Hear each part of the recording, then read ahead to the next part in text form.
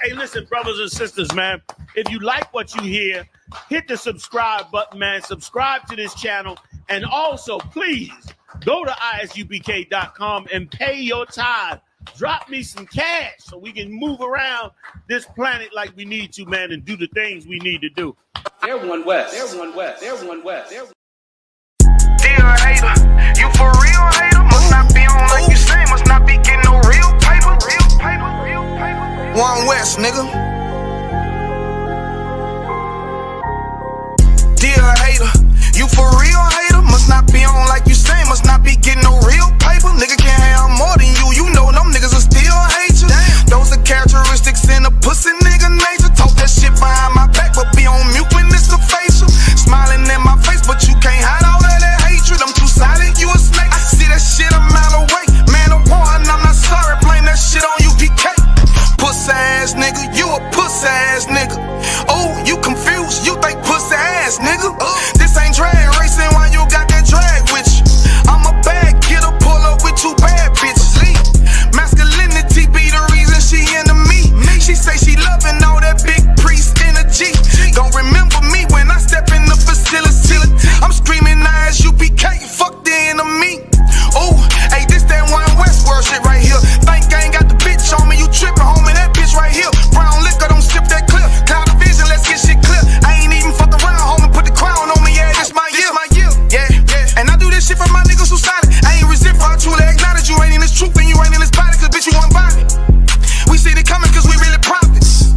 Oh, want you about it, but you didn't stop it. A hard head make a soft fast, I guess that's why you stop with your soft fast. Hood nigga that can outclass, bougie bitches who talking about class. Soon as you cut a motherfucker, they be like, why you talk to me like that? Valuable lesson, before you judge, I will check the reflection. Real love is correct. Real love is perfection. Ain't a flaw in it, this is raw business, brotherhood is a weapon. Fuck around and get stepped on, try to step, watch how you step. Fuck around and get stepped on, try to step, watch how you step. 10 times out of 10 when we get it in, nigga, it's a win. If you ain't in the UPK, then nigga, it's a sin. Cause it's only one body, one truth, nigga, one spirit, yeah, one God. But when the shit hit the fan, pussy nigga ran, they got in the win. When niggas saying he was down, when really the nigga switch. Niggas saying he a ride for you, when really the nigga snitch. Really the nigga quit, hey, really the nigga bitch. Yeah, and I'm just telling you the truth about it, this ain't even a diss. Yeah, this how them niggas be acting. Talking that shit like they really be about it, but when it come down to the action, that's when you find out that they lacking. That's when you find out that they acting. And fucking with my niggas, it's a sure way to end up in the casket. Bitches us against the masses. I don't mind getting dirty, but watch how I clean it up when it get nasty. I lift that Nina up and get the flashing, just cause I love my niggas with a passion. Yeah, ooh, just cause I love my niggas with a passion. Borders are blue and fringing for the fashion. Yeah, you understand me? We standing tall on what we believe in. Yeah, either you stand on something or you fall for anything. Believe that. Look, and if you standing on the wrong thing, you falling anyway. One West, lost tribe.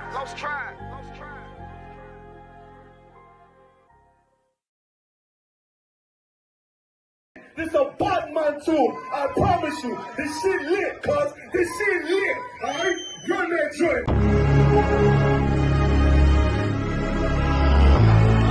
Niggas looking for the light. Me and my niggas prepared for the dog. Yeah. So we gon' get it on for the last days, nigga. You already know what it is.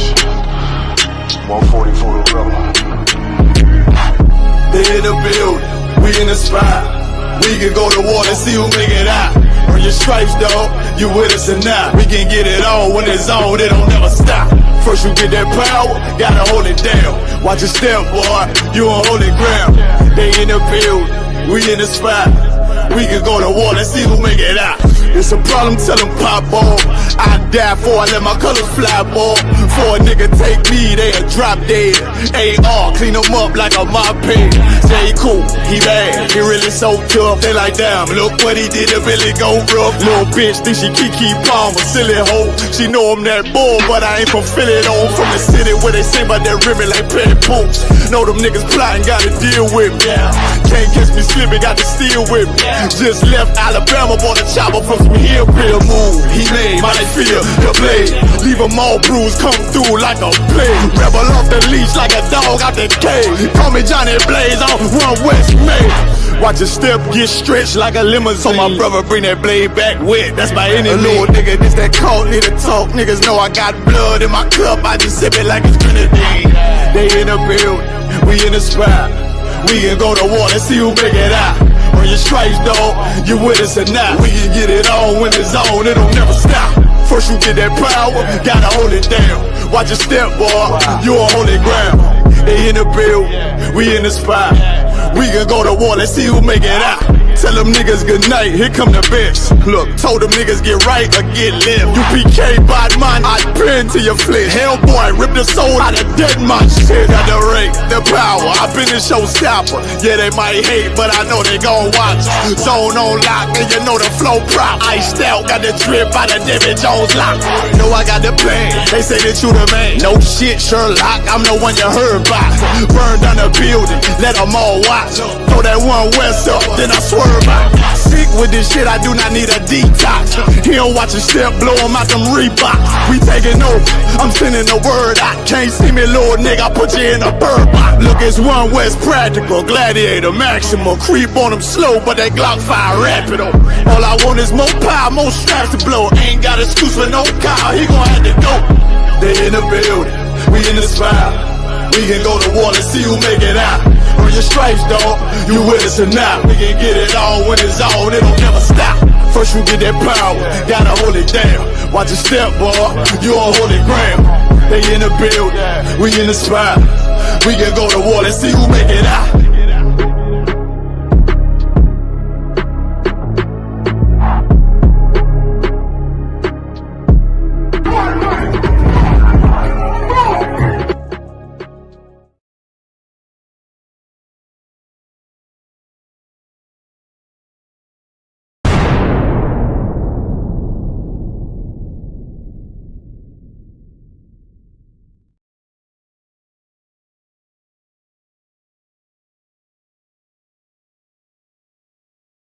Hey, listen, brothers and sisters, man, if you like what you hear, hit the subscribe button, man. Subscribe to this channel.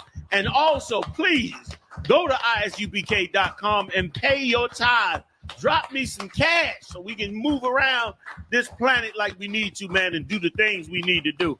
They're one West. They're one West. They're one West. They're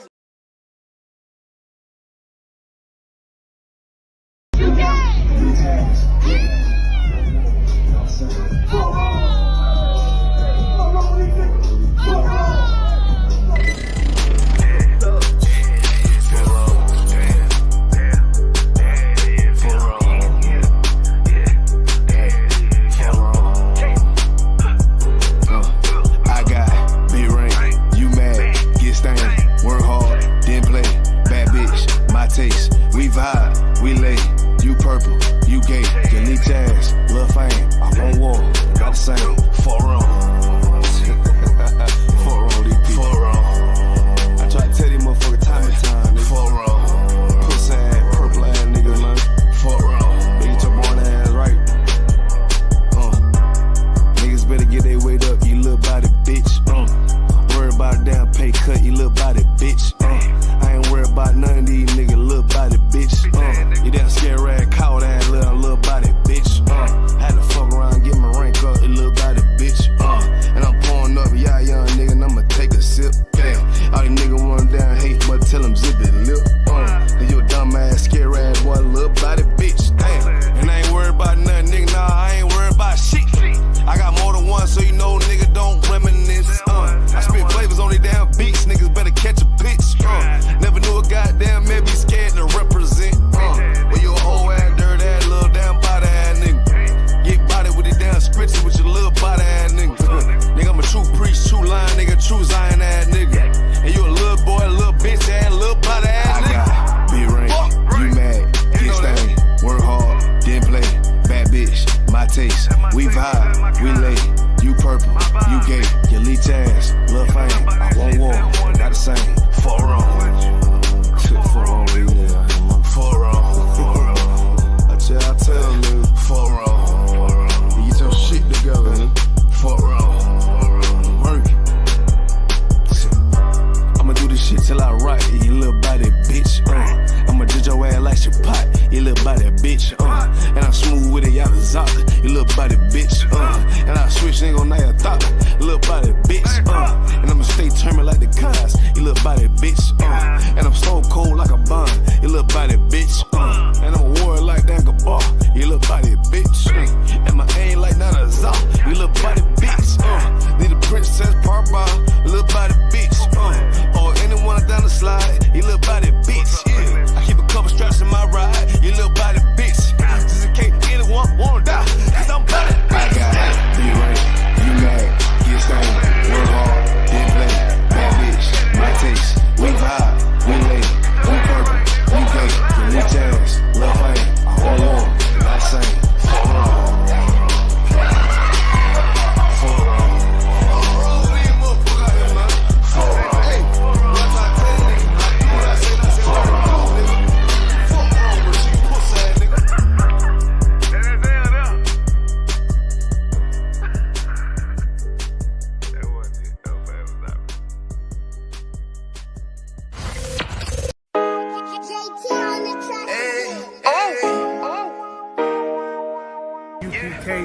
We out here in Baltimore, you know what I mean? We was having an amazing food and clothing drive out there, feeding the people, clothing the people, and instead getting love for the brothers and sisters out here. But that was my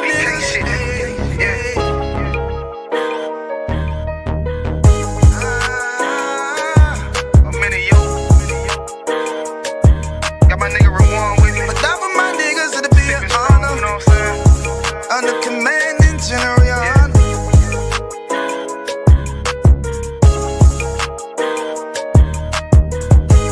That for my niggas, it'll be an honor and a blessing.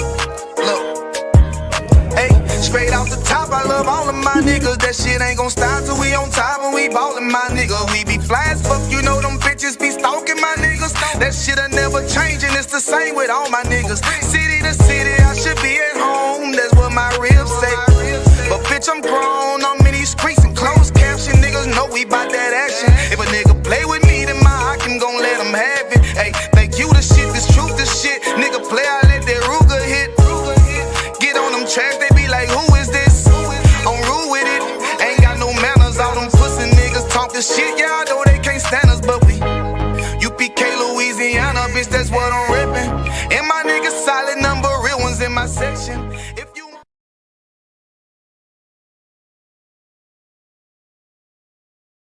Hey, listen, brothers and sisters, man. If you like what you hear, hit the subscribe button, man. Subscribe to this channel. And also, please, go to isubk.com and pay your tithe. Drop me some cash so we can move around this planet like we need to, man, and do the things we need to do. They're one West. They're one West. They're one West. They're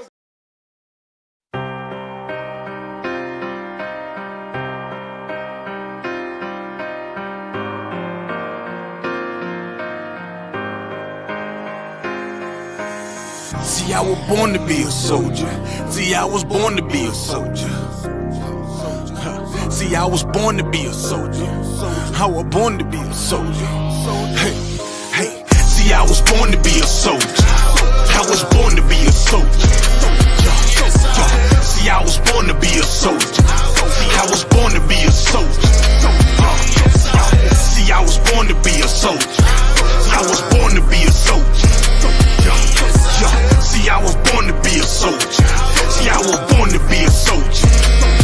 Left, right, left. I can tell you what it feels like when them problems kicking in. I call it real life. Now I'm feeling trapped. Who can I trust? Second guessing everything. Who can I love? I remember sleeping on the floor, ready for whatever. I was sleeping by the door. I was down bad, didn't want no one to know. I was on my own, didn't have nowhere to go. Everything I seen was a test.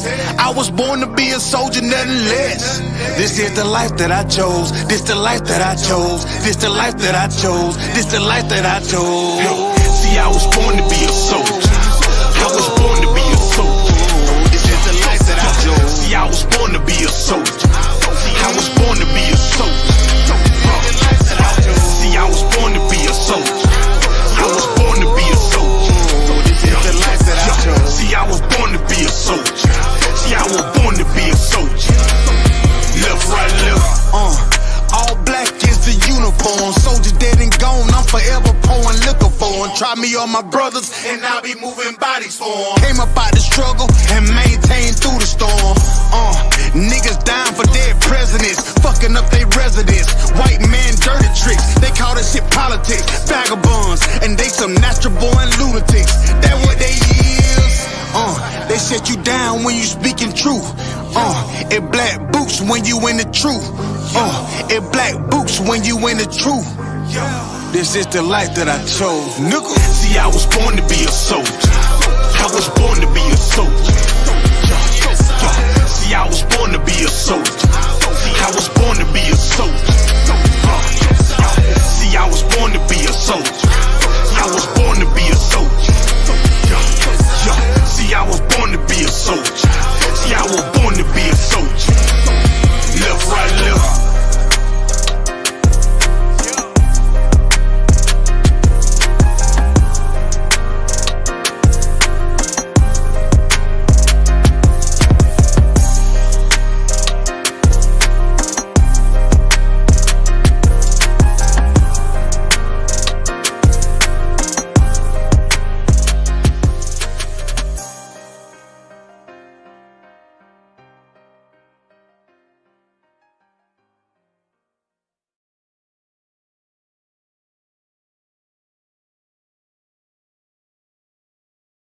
Hey, listen, brothers and sisters, man. If you like what you hear, hit the subscribe button, man. Subscribe to this channel. And also, please, go to isubk.com and pay your tithe. Drop me some cash so we can move around this planet like we need to, man, and do the things we need to do. They're one West. They're one West. They're one West. They're...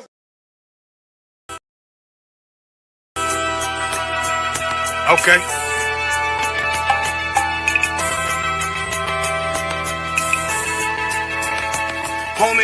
There's a king that's coming back to save our people. Now, we should be preparing ourselves for the return of our king, not stuck up in these denominations and religions that's destroying our people and destroying our nation. So when we are in this kingdom and a brother or sister is doing wickedly in this kingdom, we must tell them, look, the world is expecting you to stay docile, to stay stupid. That's what Christianity teaches our people.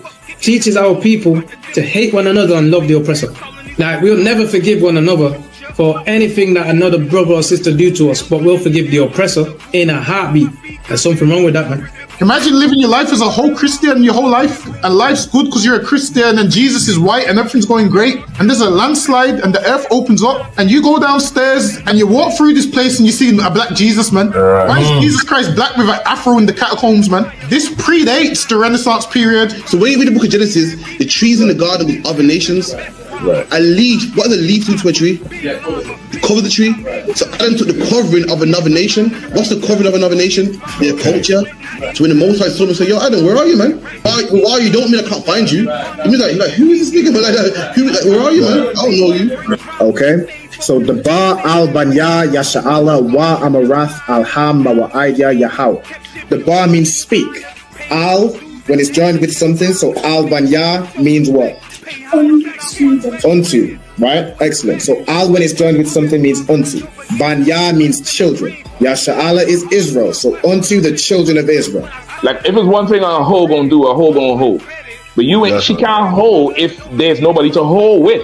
And the thing she said at the end, where she said, I went back and I lied to him and he still wouldn't do it.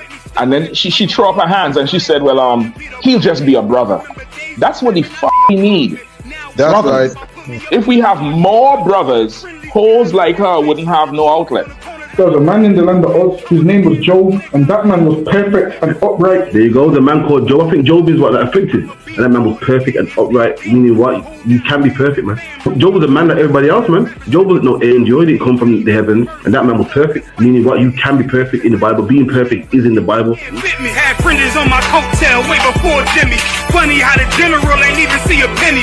Better show respect, get smoked like a chimney. Keep my name out your mouth, don't even think it. Send a real Smith at y'all, know Jada Pinkett. Both ball heads, my grain a $1.50. Lost my man to the game, that pain that stuck with me. Had to find a cheat code to the street though, cause the niggas getting foul, shoot you like a free throw. Keep spitting acid like a Mino, and the nigga be the nicest with a mean flow. Hey, listen, brothers and sisters, man. If you like what you hear, hit the subscribe button, man. Subscribe to this channel. And also, please, go to isubk.com and pay your tithe. Drop me some cash so we can move around this planet like we need to, man, and do the things we need to do. They're one West. They're one West. They're one West. They're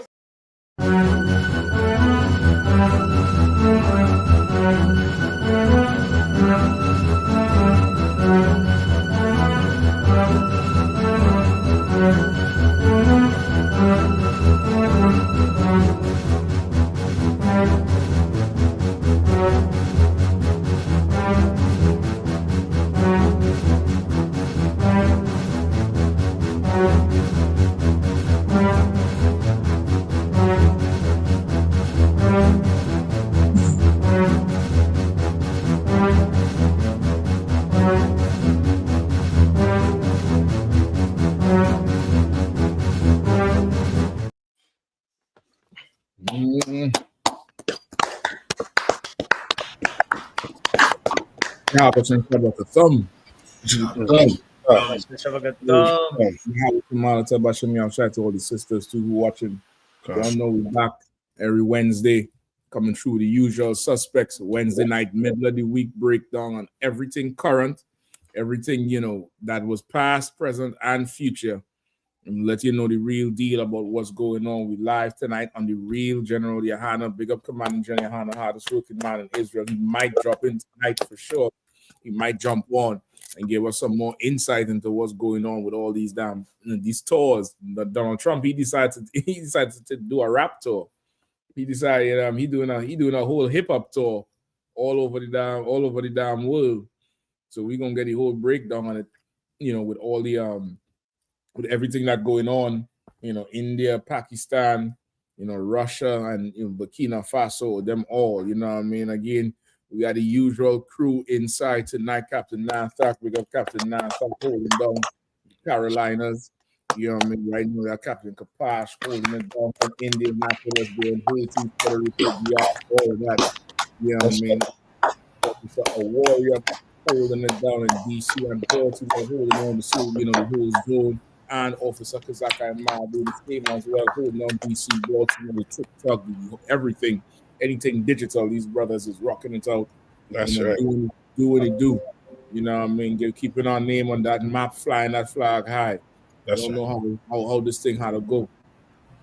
So for sure, the earth is in a good place and a bad place at the same time. It's a good place and a bad place at the same time. You're seeing what these leaders is about. I don't know if you would have a preference of where you want to start for sure.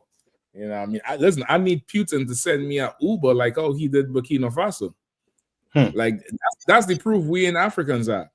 Like he ain't send when he sent a jet to deliver something to Venezuela when Trump wanted to kill Maduro. But he sent a Uber Black XL for that Burkina Faso nigga. Putin sent personal plane, fighter jets to bring this to the Kremlin, brother. I couldn't believe it. I could not believe it. They say Putin jet is basically unfallible. Like that shit can't fall out of the sky. It got so much missile detectors. And the escort it has is about 5 fighter jets rolling with that shit. If you come anywhere within that airspace, 2 of them jets peel off and pluck you out of the sky. You know what I mean? And Putin invite that nigga to the Kremlin. He talking about flued out. That might get flued out, brother. Russian style. Yeah, man. He treat that Hamite with a ton of honor, boy. Yeah. Good night. Cap, it seemed like all across the earth, it's a lot of gift giving going on, and gifts destroys the heart. You understand? And I think everybody recognizing World War III is on the horizons, and it's like everybody putting their bid in to see, all right, who you with? What's up? Where we going? It's a lot of gift giving going on, which means it's going to be a lot of destroyed hearts. Coming right behind. Because that's what the Bible says, a gift destroys the heart. And these nations are going to see what we felt having our leaders, black leaders, you understand, turn against us because of the gifts, the trinkets the white man has given them. So you nations, just stay tuned. Burkina Faso, Qatar, America, you Trump supporters, you don't be surprised when Trump take that jet. Oh, he taking that luxury jet. Yeah, Right. Yeah. I'm gonna find some loophole to take it to. Like Esau, he be making laws where he could find loopholes to get around the laws he making. And that's the nice thing about the Bible. The Bible, you can't get around these laws. You know what I mean? You're gonna do what the Lord say to do. You know what I mean? There ain't no getting around and trying to, you know what I mean, like a Christian pastor be having you eating pork. Yes, I ain't no getting around. The Lord said, don't eat pork. You cannot eat pork. Ain't no getting around it. Ain't no the Lord know my heart. You understand? You know what I mean? Like these devils, their laws, they follow it only when it suits them. And they break it only when it suits them. Yep. I mean, like laws to them is something that you just for when it's convenient. It's a suggestion. Yeah. That's what that is. It's a suggestion. You know what I mean? Do we have the story with the plane on the list? With him going to Qatar? I know that happened over the last 24 hours. It may not be on the list. But we definitely could pull it if it's on the list. It might be number one. I think it might be number one, sir. Mm-hmm. Let's get I ain't sure if the plane is in this one. Okay. Because I think that might be the whole Middle East trip. You know what I mean? I ain't sure because that whole deal with Syria, I think happened yesterday, right? Yeah, I think that's so. Yeah. That was like an overnight deal, and that was like the first deal. He gone there now to hunt heads because of that thing he promised: 100 days, 100 deals. Them tariffs and bring no deals. Yeah, you know what I mean. So he going now to try to find the deals to bring it back home. Yeah. You know what I mean. So we could start with that one for sure. Yeah. Slugger, so how do I sound now? It sounds the same. It don't usually sound like that crisp sound you usually get. Okay, how about now? I think it still sounds the same. You're finding something different to how you usually do? Yeah. Well, from the last show, yeah. Yeah, it don't sound like you whatever mic you're probably using. I don't know if it's selected or. Mm-hmm. It just sounds like in a room. It's like an echo. But it sounds like it was selected. Oh, there you go, man. Come on, man. Coming true now. Fire in the booth, Fire in the booth. Fire in the booth with Charlie Sloth. I gotta go to them headphones now. Yeah, that's it there right now. No, you're cooking. Okay, no water. Cooking. No sweat out. No sweat. Trump meets. Yeah, go ahead. Salakia. Kawakana, sir. Trump meets with Syria's president after announcing plans to lift U.S. sanctions on country. President Donald Trump further solidified efforts to create a new relationship with Syria when he met with Syrian President Ahmed al-Shara in Riyadh on Wednesday morning. Saudi Crown Prince Mohammed bin Salman was also in attendance, while Turkish President Recep Tayyip Erdogan joined remotely. The meeting came after Trump, who is in the middle of a 3-country tour of the Middle East, delivered a speech on Tuesday, which he announced his plan to lift U.S. sanctions on Syria in support of a new government that will hopefully succeed in stabilizing the country and keeping peace. Syria's president al-Shara, a former militant, led the country's rebel resurgence in December, during which his armed faction, Hayat Tahrir al-Sham, classified internationally as a terrorist group, toppled Bashar Assad's government in Syria. Until late December, the United States had a $10 million bounty on the new Syrian president for his arrest. After the meeting, Trump told reporters on Air Force One that the sit-down went great and referred to al-Shara as a young, attractive guy, tough guy, very strong past fighter.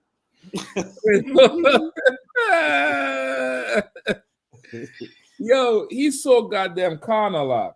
Yeah. He is so goddamn carnal. So So if he was an older ugly man, he would not make no deal. God damn, man.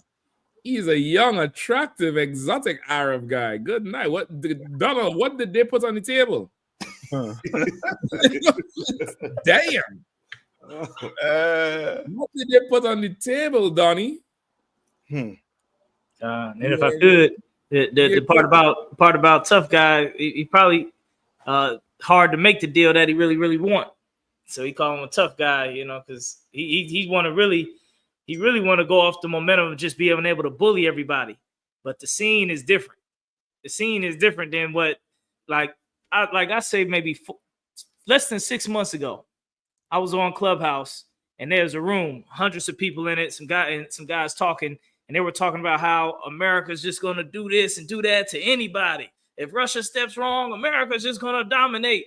Y'all crazy. America is a whole bunch of Uncle Tom Negroes talking about how America is just going to run shot everything. You know what I mean? Because I think the war with Gaza in the Middle East was just getting started. So they're like, oh, they crazy. You know, anything America is going to do, they just going to do everything. But now people's not singing that same song because they seeing these other nations. They not just running away from America like they want. They're not just backing down from America like they expect. They expect China to just, oh my God, oh thank you. No, we will make sure to do everything you want. China didn't go that route. You know, Russia, same way. They ain't go that route. So, you know, the countries ain't moving like they thought. So he calling him a tough guy for that type of reason, because he don't got the power that he think he want to really have over them. Yeah, the world changing.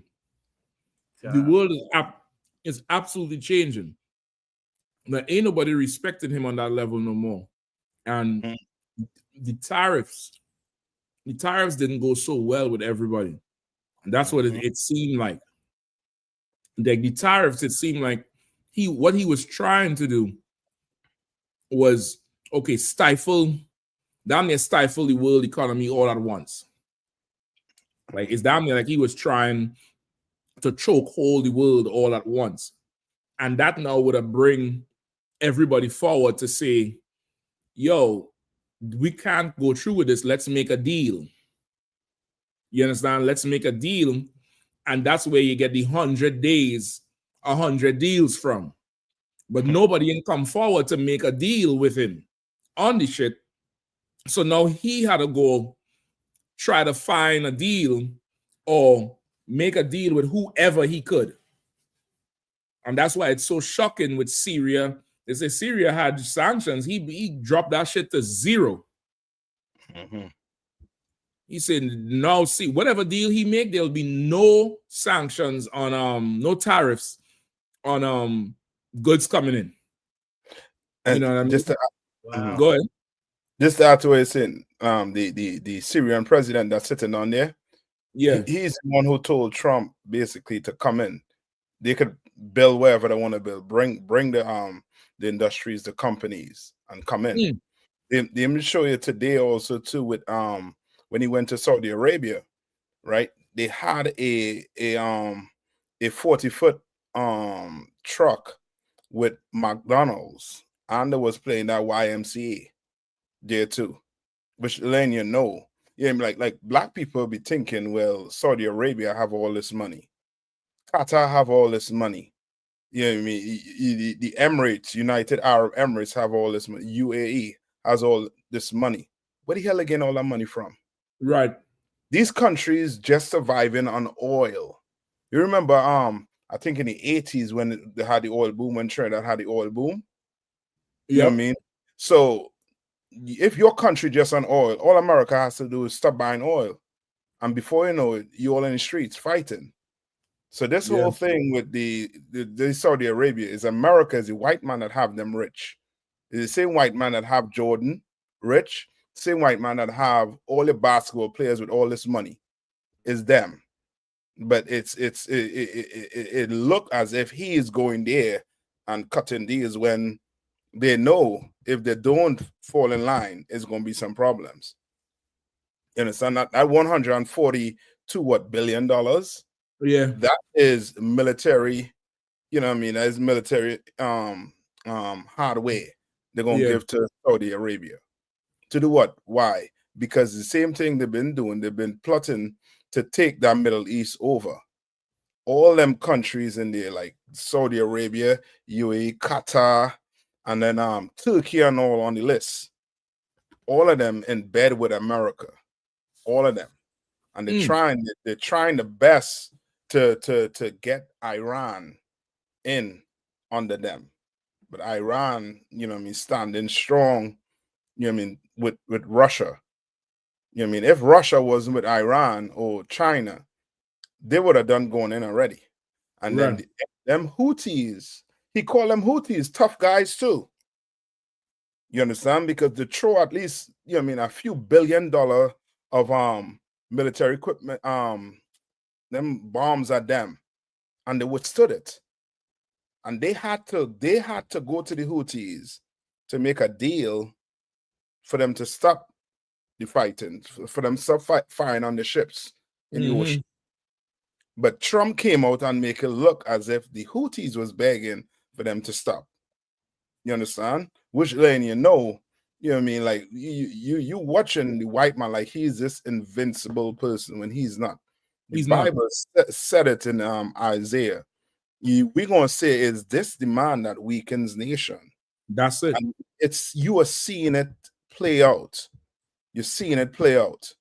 Like they're trying to hand. They know the empire falling. And as you were saying, I think I was bringing it out in class today with the morality.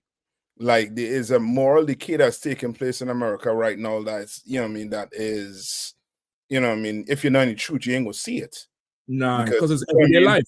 Yeah, that's what I said. Like you I mean, you in the world is like that life is normal. What P. Diddy doing, certain things is not strange to you. Yeah. You understand? But when we hear it in the truth, hear what he doing, you know he's sick.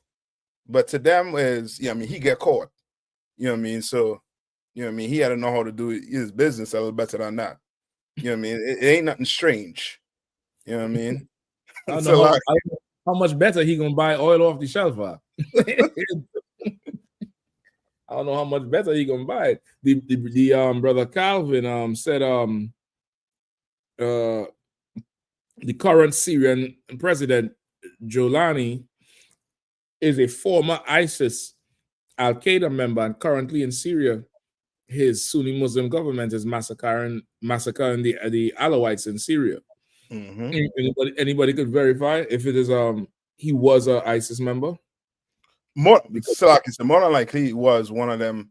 He was a, you know what I mean, militant. They put it like that. He was a militant.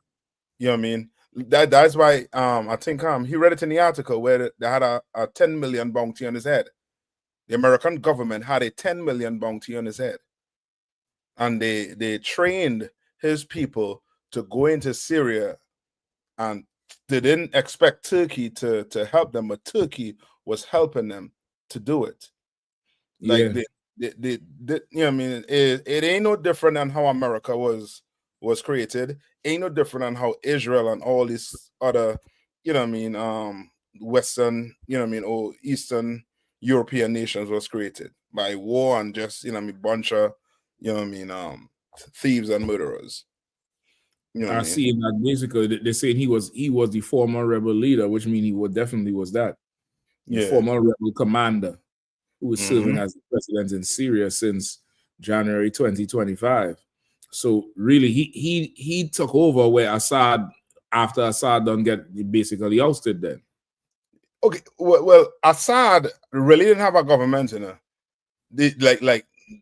What I tell you is they tried to say that his government was so poor with the sanctions that they were selling. I don't know if you heard that they were selling these pills like Marley's. Yeah. I remember that. You know what I mean? Just to keep afloat. Like he really didn't have. It was really Russia and Iran helping him to stand. And so in other words, he ain't had no money, so he sell drugs to pay his bills then. That's what it was. That's what I was trying to push. They turned him into a nigga overnight. It's like, you better hit that block. I'm gonna get in this pack and see what you do with it, nigga. Yeah. Good night. Yeah. So this Jelani done took over, and he took over right when Trump took over. January. Yeah, around that time. Yeah, you could say so. Yeah. So really, it's safe to assume or even speculate that Trump already had deals made with all these countries, or word of mouth promises. You know what I mean? And right now, he probably done put so much plans on the table with all these countries.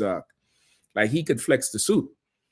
Yeah. You know what I mean? He ain't pegged down in any one hole. He ain't Sakari. You know what I mean? He ain't pegged down in any one hole anywhere. He could move how he want to. You know what I'm saying? Because Zach was telling me today how him and Netanyahu seem to have a strained relationship now. Seem like they under a little bit of pressure because of how he dealing with all the Arabs. You know what I mean? Yeah, man, I don't trust them. You see them two devils? Them two devils, they know how to work the media. Right. They know how to work the media, because remember when Trump was going, he was saying before the elections, he was like, if I lose this election, it's because of them Jews. Yeah. Jewish people. You know what I mean? I know he win it. I know if they really had a strain, he would tell them to stop doing what they're doing in Gaza. I'm telling you, them people, if they don't move soon, it will just be dust and bones in that place. Dust and bones will be in that place if they don't, you know what I mean, if them other Arab country, he really went there to secure a place for them Palestinians and them. You understand? Like, it's gonna come out after that. They're gonna have to forcibly remove these people from there. And the earth gonna just sit back and watch, because they sat back and watch us in slavery. Right. Ain't nobody cry for black people. Nobody cry for us. Ain't nobody today saying, well, that happened to black people, where they was not given justice for what happened to them. So I don't see why the earth will, you know what I mean, will even worry about this. You know what I mean? So yeah. I mean, he for sure going through right now. Like he come there to quote unquote collect, but he's gonna sell it, like you saying, and make it look like, okay, these countries are yielding to the these countries are yielding to the whole situation with the tariffs. Well, yeah. No, they're gonna say they're gonna make it seem like he yielding to the tariffs. Yeah, you get what I'm saying? Mm-hmm. When he's not yielding. Yeah, you understand? He's not. They're not yielding. It's more so that he coming to them now more open than they would be coming to him. Yeah, that's what it seemed like is happening, because he done made this deal with Syria, the Saudi, and then the one with Qatar. Like, brother, that Qatar picture, I mean, they cursed Zelensky out for coming in there, with them type of clothes. And the Qatar nigga, he in there with the with some high heel flip flops and a dress. Salaki. That you talking about the Saudi? No, I think it's the Qatar one. No, the Saudi picture they just had up there. That he had on a not him. The one who promised him the plane. I'm gonna find it for you. That's like, go ahead, Khan. Khan, Qatar Alago. Yeah, Qatar Alago. Hey, did you see those Tesla trucks escorting him down into Saudi Arabia? Damn, nah, I did not see it. Oh, you got to see it. You got to see it, Cal. America's for sale. America's for sale. And look, boy, you should see the look on the MAGA people's face, boy. Boy, you can see the look on their face. Let me tell you something, boy. I tell you, the optics, I mean, it's something else. America's for sale, man. You know what I'm saying? Like Donald Trump, he's trying to enrich himself. They gave him, what did they give him? Like one of them special planes or something. They The said same- it's ethics. Yeah. Like they gave him some high powered jet. I don't know if a president ever accepted something like that before. You know what I'm saying? Not for So- Air Force One, because they're Huh? saying the plane they give him is to be used as Air Force One. Now, it's one thing to somebody give you a plane to drive around like it's a car, but Right. no, this is the official president plane. So all the conversations you have in the sky about American security, Exactly. you know, they're listening to that shit. So you go from banning TikTok to driving, you know, the Arab plane, boy. I mean, it's crazy, Cal. It's so much, man. It's so funny, man. But it let you know what kind of people we are. I mean, they are. We know what kind of people we are, but it's letting us know what kind of people they are. Remember, you dealing with a people whose forefather sold his birthright for a morsel of meat. That's right. That's what you got to understand. That, like, our people don't realize that. You know what I'm saying? And what it's heavy what Captain Nathak said, because all these races gonna have to deal with their own racism. Like, it's not our problem. Don't try to bring us into it, because like Captain Nathak said, when we were suffering, all these other countries, they sit back. They had seats at the UN. They had a seat. They could have spotted to the UN back then. Well, hold on, what's going on? They didn't care. They looked the other way. They turned a blind eye. Well, now every nation got to deal with their own racism. Every nation, that cup, like the Bible say, that cup is gonna be passed. It's gonna be passed to them. They don't have to drink out of that same cup. Nobody shared the cup when we drank out of it. Now it's your turn. So, like, I yield. No, So go ahead. No, and what Captain Hunt said is so heavy. When you look at what's going on, it's not hard to understand who the daughter, the whore of Babylon is in Revelation, right? This is the woman that has committed fornication with all the nation. There's so much fornication going on. So, like, no, go ahead. Sorry, I hear some. Nah, I got it. Go ahead. No, it seems like it's America will get in bed with anybody. And so when you read the scripture that says how the nations would look far off at her destruction, these are all the people that America has slept with. You understand? Like, America, if you got the right, for the right price, America will get in bed with you. Like, the Bible compares America to a whore, to a prostitute, because a prostitute is not turning down anybody. Right. You got money, we in business. And like Captain Kahan said, America is for sale. You understand? It is for sale. And you better watch out to see who got that money, who talking the right talk. America is Cassie right now, and it's looking for its new Diddy. Yeah, I'm right. Listen. America looking for that tub of oil. That tub of oil to keep it got to be glistening, Playboy. It got to be glistening, Playboy. Listen. Zelensky got to feel like an idiot now. Wow. Because they say exactly. They say you didn't have a suit you could have come with. that's the best clothes you could wear. Meanwhile, yo, you see this nigga sandals like high heel sandals, right? In a dress, and Trump sitting down there and considering accepting a gift from a man in slippers and a dress. It's Cap. and listen, Cap, he didn't dare tell him he didn't have the cards. Right. He didn't dare tell them Saudis. Listen, he want everybody to be on their best behavior when money walk in that room.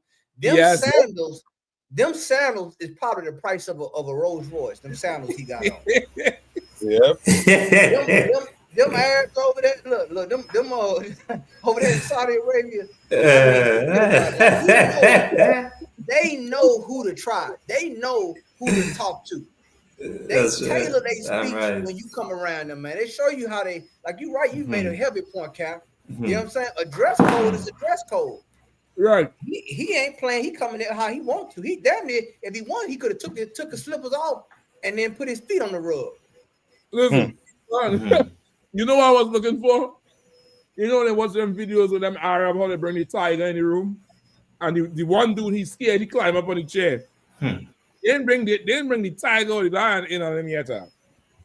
Like he done gone over there, and white supremacy bowed. White supremacy has bowed to the Arab nation, and now you really you playing it thin. But he a businessman. He's a businessman. He's really doing the old Jewish tactic. When you sell to the Christians, you pour on the cross. When you sell to the Muslims, you pour on the moon and the star. And he going across there and talk nice to everybody, and let them know, and making deals with everybody, because he need these deals, because he know these tariffs is gonna mean that the next one ain't gonna, they already took one in. The next one is is gonna be a problem. So he had to go out there and get these deals now. The earth is falling, man. The earth is falling. America is for sale. This year, like I was referencing in the class tonight. Now, Captain Nazak, I know you remember, you used to have this when them mixtapes used to come out. Remember them mixtape days with G Unit and Wyclef and all of them. And Wyclef had a tape, and there was a song. I forget the name of the song, but the chorus, the chorus is where the hoe goes, the whole world turned into a war zone. And on the flip side, she's shaking her backside, meaning she going over the world, hoeing and shaking her tail, seducing everybody. But when she leaves, is war. It's war. And the Bible calls her the whore that sits on many waters. Damn right. I mean, right? Like right now, what you see in here? This is biblical prophecy. This is revelation. This is who fornicate with the kings of the earth. Yep. That's what this is here. Right, Cap. This is fornicating with the kings of the earth. That's right. Like Trump going a whole tour, like how Beyonce them go on tour and Cardi B them go on tour. He going on tour to go dance for the world, to go seduce the world, and he is fornicating with the kings of the earth. He already got Netanyahu in his pocket. He on talking terms with Putin. He already scolded Zelensky like a child. Right. Like he's now down with the earth. He's fornicating with the earth right here. Like this year is worse than the Diddy tape. It's so nasty. It's worse than the Diddy tape. The amount of fornication going on right here. Come on, Cap. Is worse. Like, brother, this man's sitting down in a dress and a slippers, talking to the leader of the free world. It's a lot. No, what you're saying is so right, because people think when they think of fornication, they think of the physical sexual act. But like what you're saying, Cap, it's fornication because you got to have a spiritual eye to see this and to understand the scriptures. Like you're saying, this is and what the Bible says is so right. Like the kings of the earth, what you're saying is so right and it's biblical. Like you fornicate, like even in the streets, they have a saying that they say money go from hand to hand and a hoe go from man to man. It's the same thing. Right. They hoeing all over the world, and all these other nations, they acting like they innocent, but they didn't got undressed. They didn't got in bed with this hoe. Yep. They didn't got in bed, and guess what? They didn't hoard out their own people as well. Yeah. All their principles, all what they believe, they quote unquote believe, they didn't hoard it out. They didn't sold themselves. You know what I'm saying? And that's what the Bible is saying, man. So like I yield. No, you're right. You're right, Cap. You're right. That's like all the things. Yeah. Oh, so like go ahead, Cap.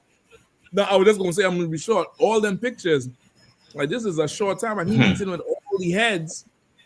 And 4 months ago when he was writing all these tariffs and barking at Zelensky, you would have asked any Republican, do you think that he would have ever been in this type of situation? And they'd be like, nah, they had to come to him. Right. They had to come to him for the deal. No, he go into them and coming back home with a jet. Coming back home with a big, big gift. You know what I mean? Silaki, please.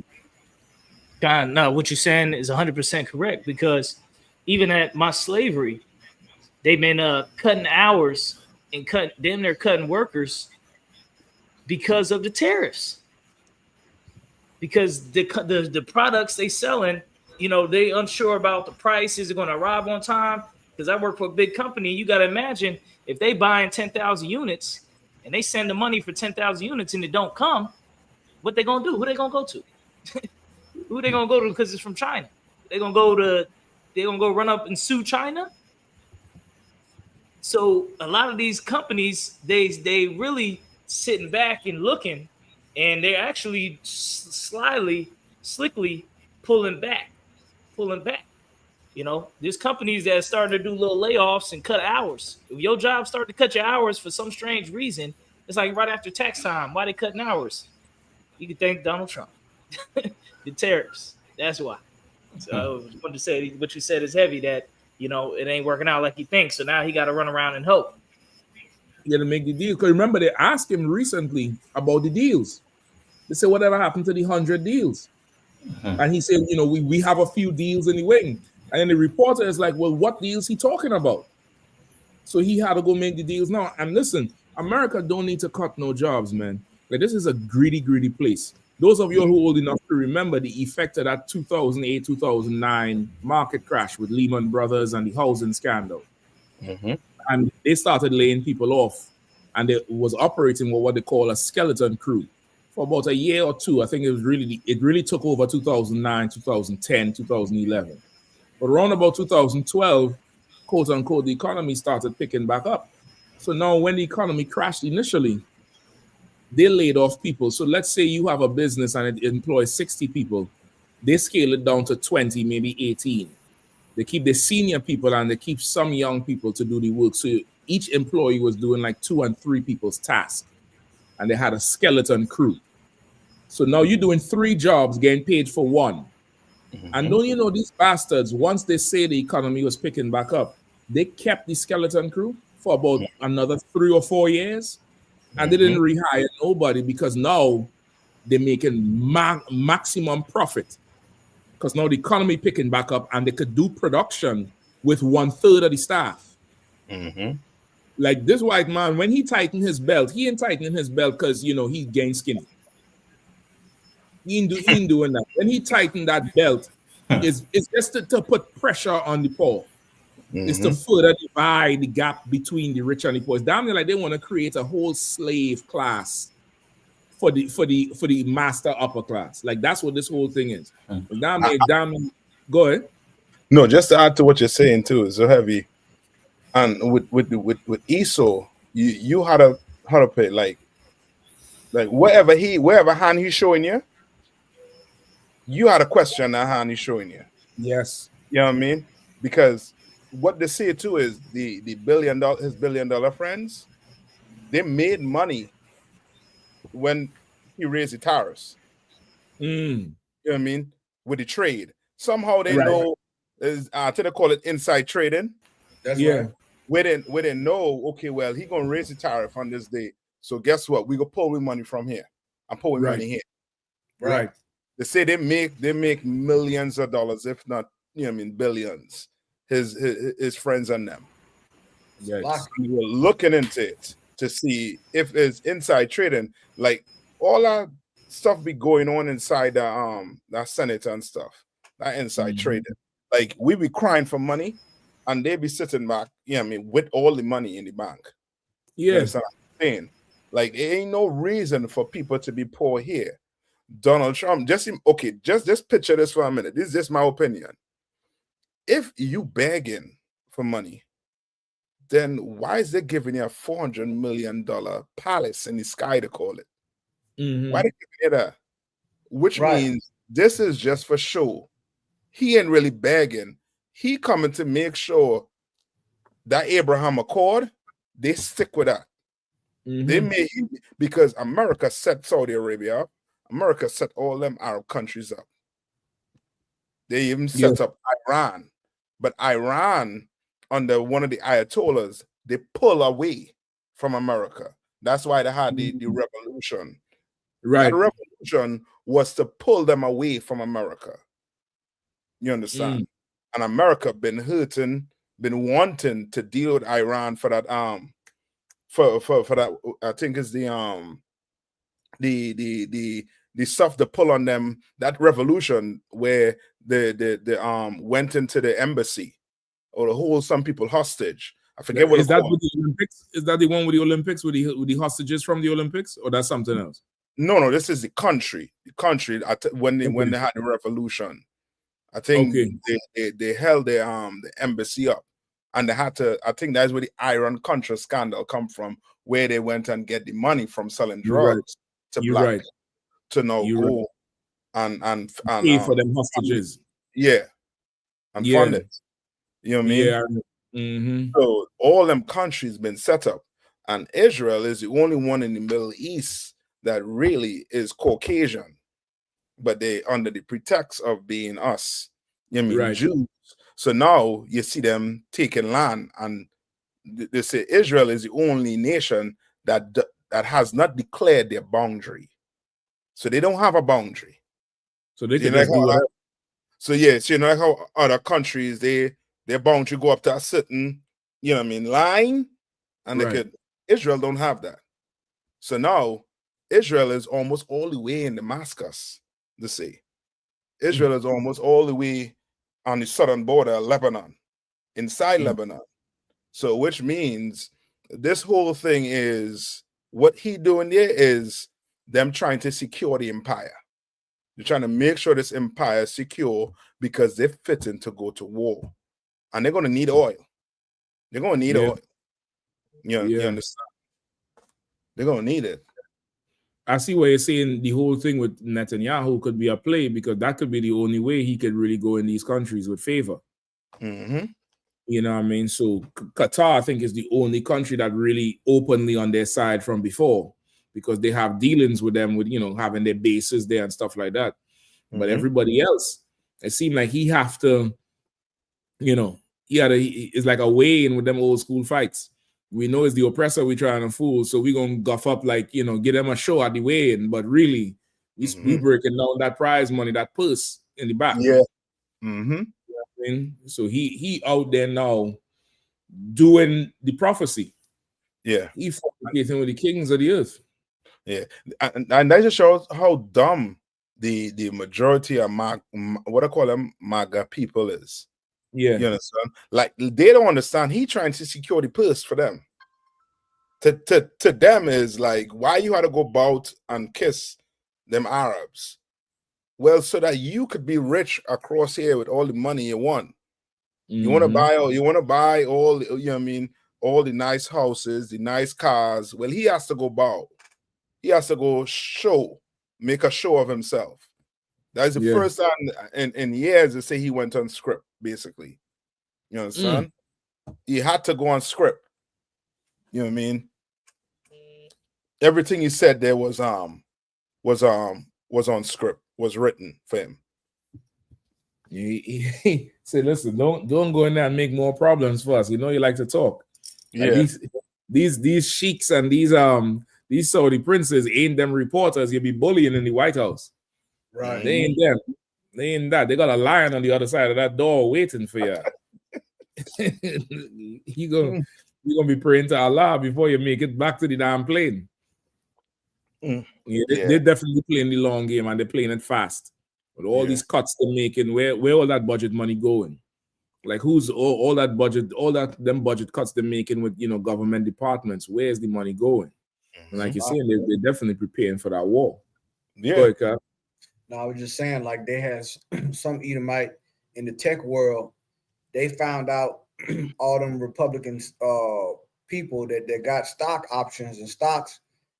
They found out, like I think one of y'all was bringing out about when he did the tariffs. Before he did the tariffs, some of them sold. They sold certain stocks, and it's like they knew the play before it even happened. That Marjorie Taylor Greene, that hold it made, I think, a couple million, I believe. Yeah. And just but how would you know? How would you know what stocks have been? How you know when to sell right before the day of the tariffs hit? You know what I'm saying? So some Edomite, he had made a website where he tracked the whole thing. He tracked their stocks and everything. I don't know how he got the information, But he able to find out it's definitely insider trade. You know what I'm Yeah. saying? Definitely.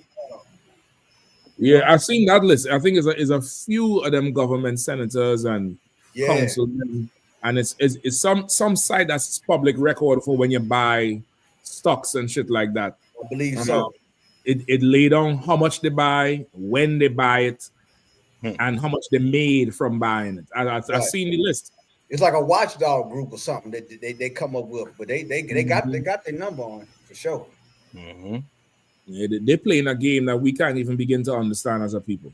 Yeah, like they're playing a whole game we don't even understand what the hell is going on with what they're doing. Which is why the safest thing is just to come into the truth and obey the Lord.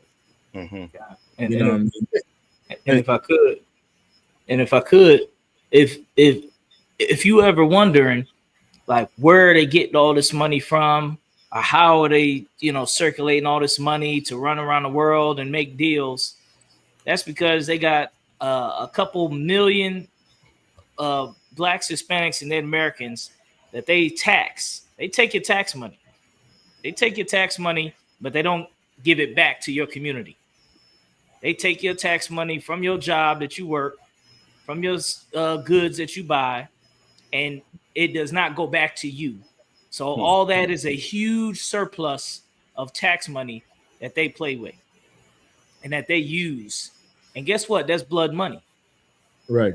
All that is blood money. So when the scriptures say all the nations that drink of the wrath of the cup of the fornication, because they all that money is getting circulated around to all these heathens. You got the Arab chicken stores. There's 100,000 of them in the black community. You got your Vietnam nail salons. You got your Korean hair stores. You got the gas stations with Africans and Syrians. You got the Jewish community taking all the entertainment money from every black artist that ever thought about singing in the last 100, 60, 80 years. Right. And every black actor that's ever did any acting. So you got all these nations, all of them eating off of blacks, Hispanics, Native Americans, not knowing who we are and not coming together as a nation under the Most High, under Christ. Right. So that's what the game is going on right now. The money that's circulating ain't money from these heathens' hard work. It's the money from us, blacks, Hispanics, and Native Americans, our hard work. But we don't have none of that money. We don't have none of that property. We don't have none of that revenue. When black people came up from the South and moved into the North, they had to move into a house, right? Who rented that house to us? Right. So you basically got 1 million renters coming into your city that's going to rent from all your people. That's automatic money every month. Yeah. Month on top of month for the last 80 years. Yep. And work in your industries that you're paying a fraction of a penny on the dollar for what is being generated. You know what I mean? It's the greatest setup that they could ever hope for. Right. It's the greatest setup they could really ever hope for. And ain't nobody, like you're saying, like what Captain Attack was bringing out earlier, ain't nobody trying to help us when we suffering. That's right. When we make a stand, you know what I mean? Like we done made several stands throughout our history in America, in the North, in the South, in the Caribbean islands, in Central America, Mexico and Belize, and they call it rebellions, and they say it's drapetomia, like we have a mental illness because we don't want to be slaves. Meanwhile, this dude this Hamite lead a coup, that to Traore lead a coup, take over Burkina Faso, bring all his military men in, and the world respects him. That's right. The world say pray for Traore. Right. Putin sent a Uber XL special for this nigga, armed to the teeth. We not African. If that's supposed to show you we are not African. That's right, Cap. We not African. Putin recognized he a Hamite, and he gonna use him and respect him. But when we stand for something, they say we rebels and we get, we just violent, and you know, what is it we really, you know, mad about? You know, you're living in the greatest country, but this nigga, he overthrew the government, killed people. That's right. And the whole world respects this fool. It's a lot. Man, we sit at a table playing a game, and we don't have no clue of the rules, what's going on. It's like playing a card game, and they tell you, you know, a flush hand with the same suit. That's how you win. You build the flush hand, you put it down. Oh, you got 2, 3, 4, 5. Nah, you had to have 4, 5, 6, 7. You lose. Every time you build what they tell you, they're telling you something else. And then everybody just winning. Go ahead, Cap. If I could, like the scriptures is say it so eloquently. Like the Bible say they are confederate against us. That's right. And you know what you're saying, Cap, is so right, because these geopolitical people, they act like they're so smart. They still haven't put it together. All these black intellectual, dumb, stupid MFs out here still ain't. You mean to tell me you know world history, you know geopolitical history, you know all these things, but you can't realize that we are isolated throughout the world when it comes to a struggle that there's a particular people. You haven't yet put that to your thick, educated ivory tower head. It still ain't. Every nation, every culture, every religion, they have a hard line. That's right. And when you violate that hard line, you start to see another way of how they move. Yeah. They get real drastic with how they move. And see, the people want to question the burden ain't on the UPK to prove what we're saying. Because every other nation, you see how they operate. You can still have a level of stability and not have a connection. You have to be connected to all these people. We can still be in a civil society, but we have to have our culture. Yeah. We have to be able to see. They want to strip us of that. They want to, like you said, they want to control the narrative. You're not going to control the narrative. Right. Because when it comes to these other nations, they get the same thing with these big head niggas down here in Louisiana with the Catholic Church. They talking about the Pope got some black ancestry. The niggas care more about the Pope being black, half black or whatever, other than Christ. And then we go out in the street, say Christ a black man and show him, oh, it don't matter. Oh, well, why you heard about the goddamn Pope? Right. So you care more about a Pope having black ancestry, but we showing you in the Bible that Christ is a black. Oh, that's too much, brother. That's too much. Right. These niggas let me tell you something. You know what I learned? There's a hard lesson I had to learn. People want the truth, but they don't want it from you. That's it. I had to realize that. They don't want the truth from us. They okay with the truth if it comes from someone else, but they don't want it from you. That's right. Like with Christ, they didn't want it from Christ. They wanted a king, but they didn't want him. Right. They didn't want him. And that's what I had to realize. That's one of the hardest things, but I'm starting to get into that now. It's starting to settle with me. Right. People don't want it from you.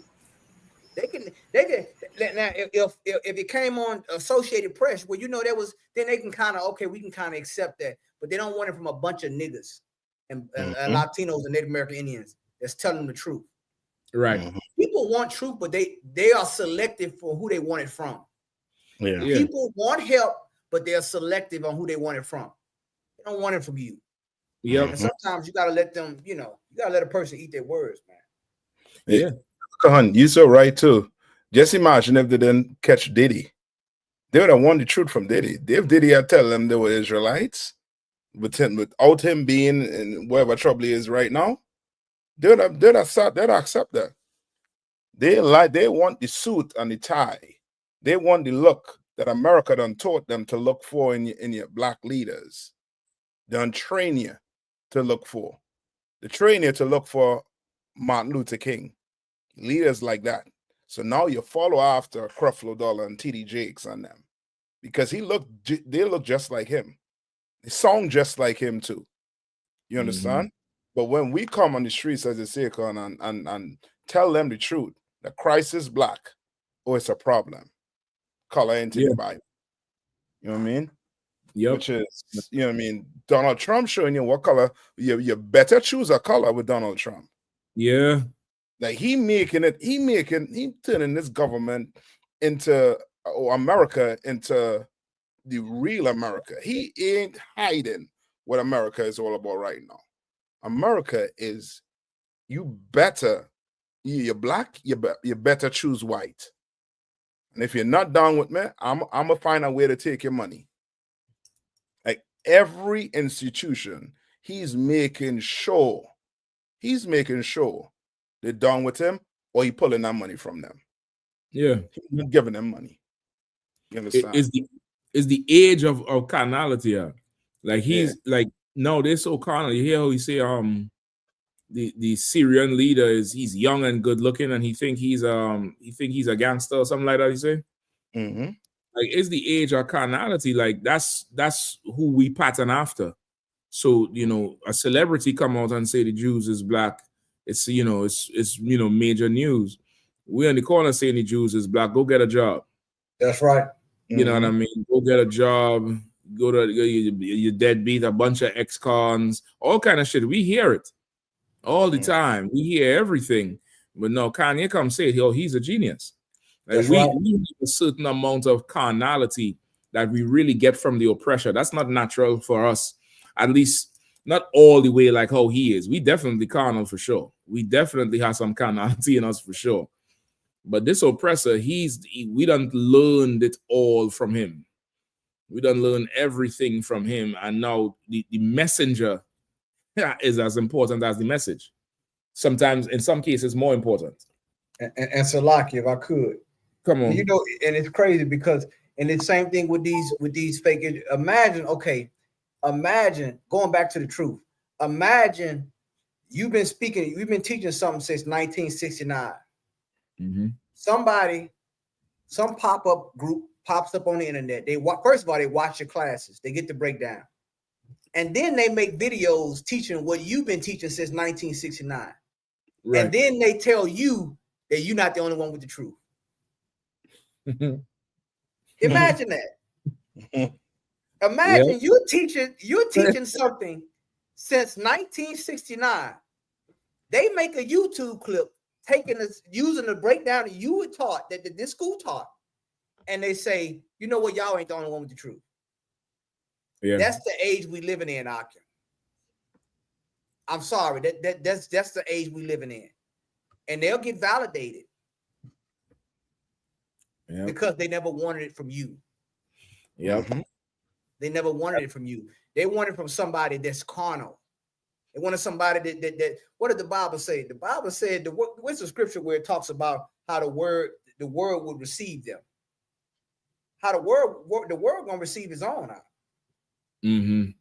That's just the truth. The Bible said that. It's like Cassie with Diddy. She had a man, but she, there wasn't, he couldn't take her far enough. He couldn't make her sing enough or whatever. She went to choose Diddy. You know what I mean? And you got to be very careful with that thing. If the carnality is how you make your judgment, you might end up with a mouthful of piss. Exactly. You know what I mean? You might end up, having a taste for urine and everything else, shamed in the street. You know what I mean? That's really how us as a people, we've all been, because we done went after every other God but ours. We done try to follow every philosophy, jumped in every religion. And some might argue it's in the pursuit to find the Most High. But nevertheless, because of our leaders, we done been like a prostitute on the side of the road and jumping at everything. And now we just abuse. And now that's it. Nobody don't care. Nobody. Imagine Cassie gets more justice than us as a people. Like she, everybody's feeling sorry for her. You know what I mean? Nobody's saying nothing like she's playing the victim. She's, the victim card. Or that's victim syndrome, like what they say about us. Like, why don't you do for yourself? Why you couldn't pull yourself up by your bootstraps? You couldn't run, you couldn't do something else. Nobody is saying that about what went on with her. Nobody is saying that. But us as a people, they try to make us swallow slavery down. They try to say, well, y'all know y'all was better off in slavery. Remember that argument a few years ago? Right. Like slavery was better for you all. It was better for you all as a people. There was more fathers in the home during slavery. Like the man who takes the fathers out and kills the fathers tells you that you better go pick cotton because it was better for you. Your fathers was in the house. That's crazy.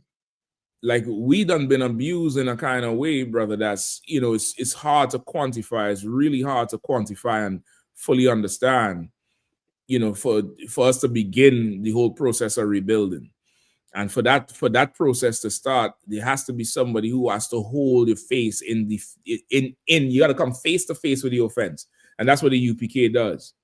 The UPK makes you look in the mirror and gives you a clear picture of what you've been living in this filth called America. And you don't like it. You don't like it when the UPK shows you what your life is. You don't like when the UPK talks about America because you love this place so damn much. Because it feeds your carnality. It feeds how you are. It feeds what you're in love with. You know what I mean? Everybody knows Donald Trump is a damn devil. Him and his whole cabinet, all his men, they devils. But somehow he's still impressive to the average person. That's right, Cap. He still stokes some type of motivation in you. So you having all these black conservatives coming out now saying, you know, they back Trump for this thing, but not that. Right. Now we thought he would have did I'm not with the other policies, but business wise, this was what happened. Like, come on, man. Like, how carnal will you be? Right. You gonna sell your children to start a business? This is what we're talking about. Right. You sell your children to start a business. Yeah. Like, come on, man. Salaki, are you? Salaki, Cap. And what you saying is so right. Like, can I get a scripture? Can I get a 1 John chapter 4, verse 5 and 6? Because what you're saying is so right. Like, think about it. Now, they disagree with Trump on one thing, but support him on something else, but they still support him, regardless of their disagreement. Right. Here we are in the UPK teaching the truth.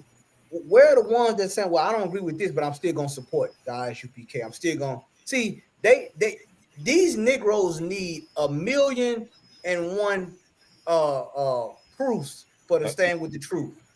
But they can know everything, you know what I'm saying? They can know everything about a lie and still believe it. They could just, well, you know what, this feels right. Well, this scripture right here is dead on, spot on how the world operate, man. First John chapter 4, verse 5, Baba Shaw. Yes, Shamshukta. Yeah. The book of 1 John chapter 4 and verse 5. They are of the world, therefore speak they of the world, and the world hear them. You understand? They of the reason why everybody hearing them, because they of the world. Right. The world gonna hear because you of the world. Right. You speaking of the world gonna hear you. It don't surprise me because I know the scriptures. We know the scriptures. Keep going. Come. We are of God. He that knoweth God heareth us. And the ones that know God gonna hear. Everybody, the Bible say, my sheep hear my voice. Everybody, it ain't for everybody. Everybody ain't gonna get it. Right. Christ showed you that. He didn't want certain people to get it himself. That's biblical. Yeah. Keep going. Come. He that is not of God heareth not us. And guess what? If they ain't gonna hear you out, it's because they ain't of God. We saying what the Lord say. We teaching the truth. They don't hear you. It ain't for them. Keep going. Come. Hereby know we the spirit of truth and the spirit of error. Error has a spirit. And you better know there's a difference between what the Lord wants and what we want, as far as carnality. You understand? There's a spirit of truth and a spirit of error. You understand? And a lot of these people in the world, they make a spirit. Look at this whole situation going on with Diddy and so forth. It's error written all over it, man. He'll never come back from this. Everybody damaged. Cassie's marriage, her marriage damaged too. All that stuff coming out. Her husband didn't know all that stuff. You know what I'm saying? He got half the picture, Con. He got half the picture. She tell him She tell him what she thought she could have tell him. He go in the court. It's bad. Brother, they say he get up and he walk out the courtroom after the escort testifier. You serious? Yeah. Wow. Testify about the person in the mouth and everything she was doing. And I think she went up there and testified and talk about the semen and all kind of shit. They say after he just get up and walk out the court. Now, listen. Yikes. You had to be real nasty to sicken a white man. I'm going to say that straight up and down. This old person here, to turn a white man's stomach, brother.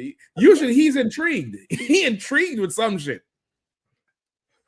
Imagine she finna testify her husband, brother, the captain save a mo.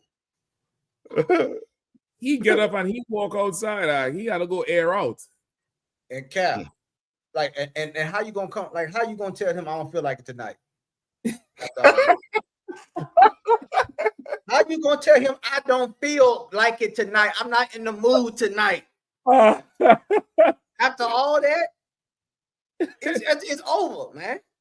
Oh, like I said, now she gonna probably. I mean, I'm not saying who knows what they do in their bedroom, but I'm just saying, like the limit he pushed her to the max. And listen, not only did he walk out of there, even Diddy's kid had to walk out of there. I heard. Yep. It got so bad, man. I mean, you know. But once again, the world here, when Diddy told you to vote or die, you voted. When he told you all these things, you listened. Why? Because they are of the world. But you got brothers out here telling you the truth, the ISUPK telling you the truth. You don't want to hear that. That ain't your cup of tea. You understand? Well, don't shoot the messenger. Don't do that. Yeah. The truth is the truth. So like I yield. Yeah, you're right. You're right. Let's grab a couple more stories before the time run. What else we at? So we finished with Trump on that first one? Pretty much? Yeah, Kawakan. That was the end of that one. That'll work. Let's see. What else we have? That's too wild.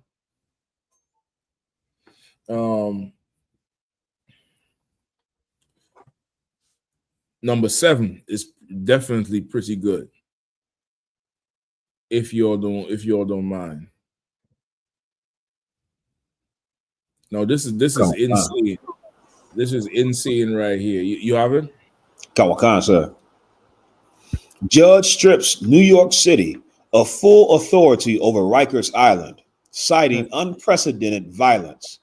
New York City will no longer fully control its jail system, including the long-troubled Rikers Island complex, after a federal judge found the city had failed to stem spiraling dysfunction and brutality against those in custody.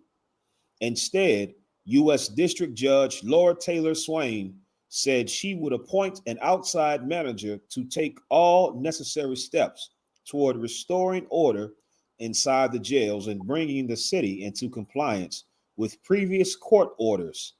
The official, known as a remediation manager, will report directly to the court, while the city's corrections commissioner will remain responsible for much of the day-to-day operations of the jail system. The remediation manager will have broad powers to address long-standing safety problems, including authority over hiring and promotions, staff deployment, and disciplinary action regarding the use of force. No, Salakia. No, okay. They're saying that it's gone too far. That Rikers is just way too violent, and y'all ain't handling it right. So the judge said they're removing the authority from New York City and giving it to who? Some separate person who just gonna oversee. They didn't really name it, right? Right, Kawakan, sir. It's not an organization or nothing, right? Right. Right. And this is on the back of what, 2 or 3 weeks of Trump announcing Alcatraz that he want to reopen it. Yeah. Yeah, they're not going to help, Rikers out. Rikers is going to be book and wall. Yeah. That's what Rikers is going to be. Rikers going to be a concentration camp between Rikers and Alcatraz. They're going to turn that thing into, you know, was he Abu Ghraib? Yeah, that's what that thing is going to be. Guantanamo Bay. Yep, that's it. It's going to be out there. You know what I mean? And it's going to be okay. Let me tell you how they're going to fix it. The abuse going to be so systemic where you ain't going to have too much of pushback with the inmates. You understand? It's going to be so controlled, like a classroom, like how children have ABC time and then they have time to go out and play. They're going to be so systemic with this thing here. Like I'm waiting to see just how much they're going to really fix this situation. Like you can't fix a piece of the puzzle that is separate. Like you either throw the whole thing away and start over. You know what I mean? Or else you just further in the affliction. And like, what do they mean they're going to have somebody coming and oversee? Who's the person? Who overseeing this shit? Because Khalif Browder was in there. Nobody was overseeing nothing. Yeah. Nobody didn't give a damn about nothing. And if I could, please. You know, the oppressor do not give a damn about the prison system. And this is number one reason, which should be studied and should be spoke about more.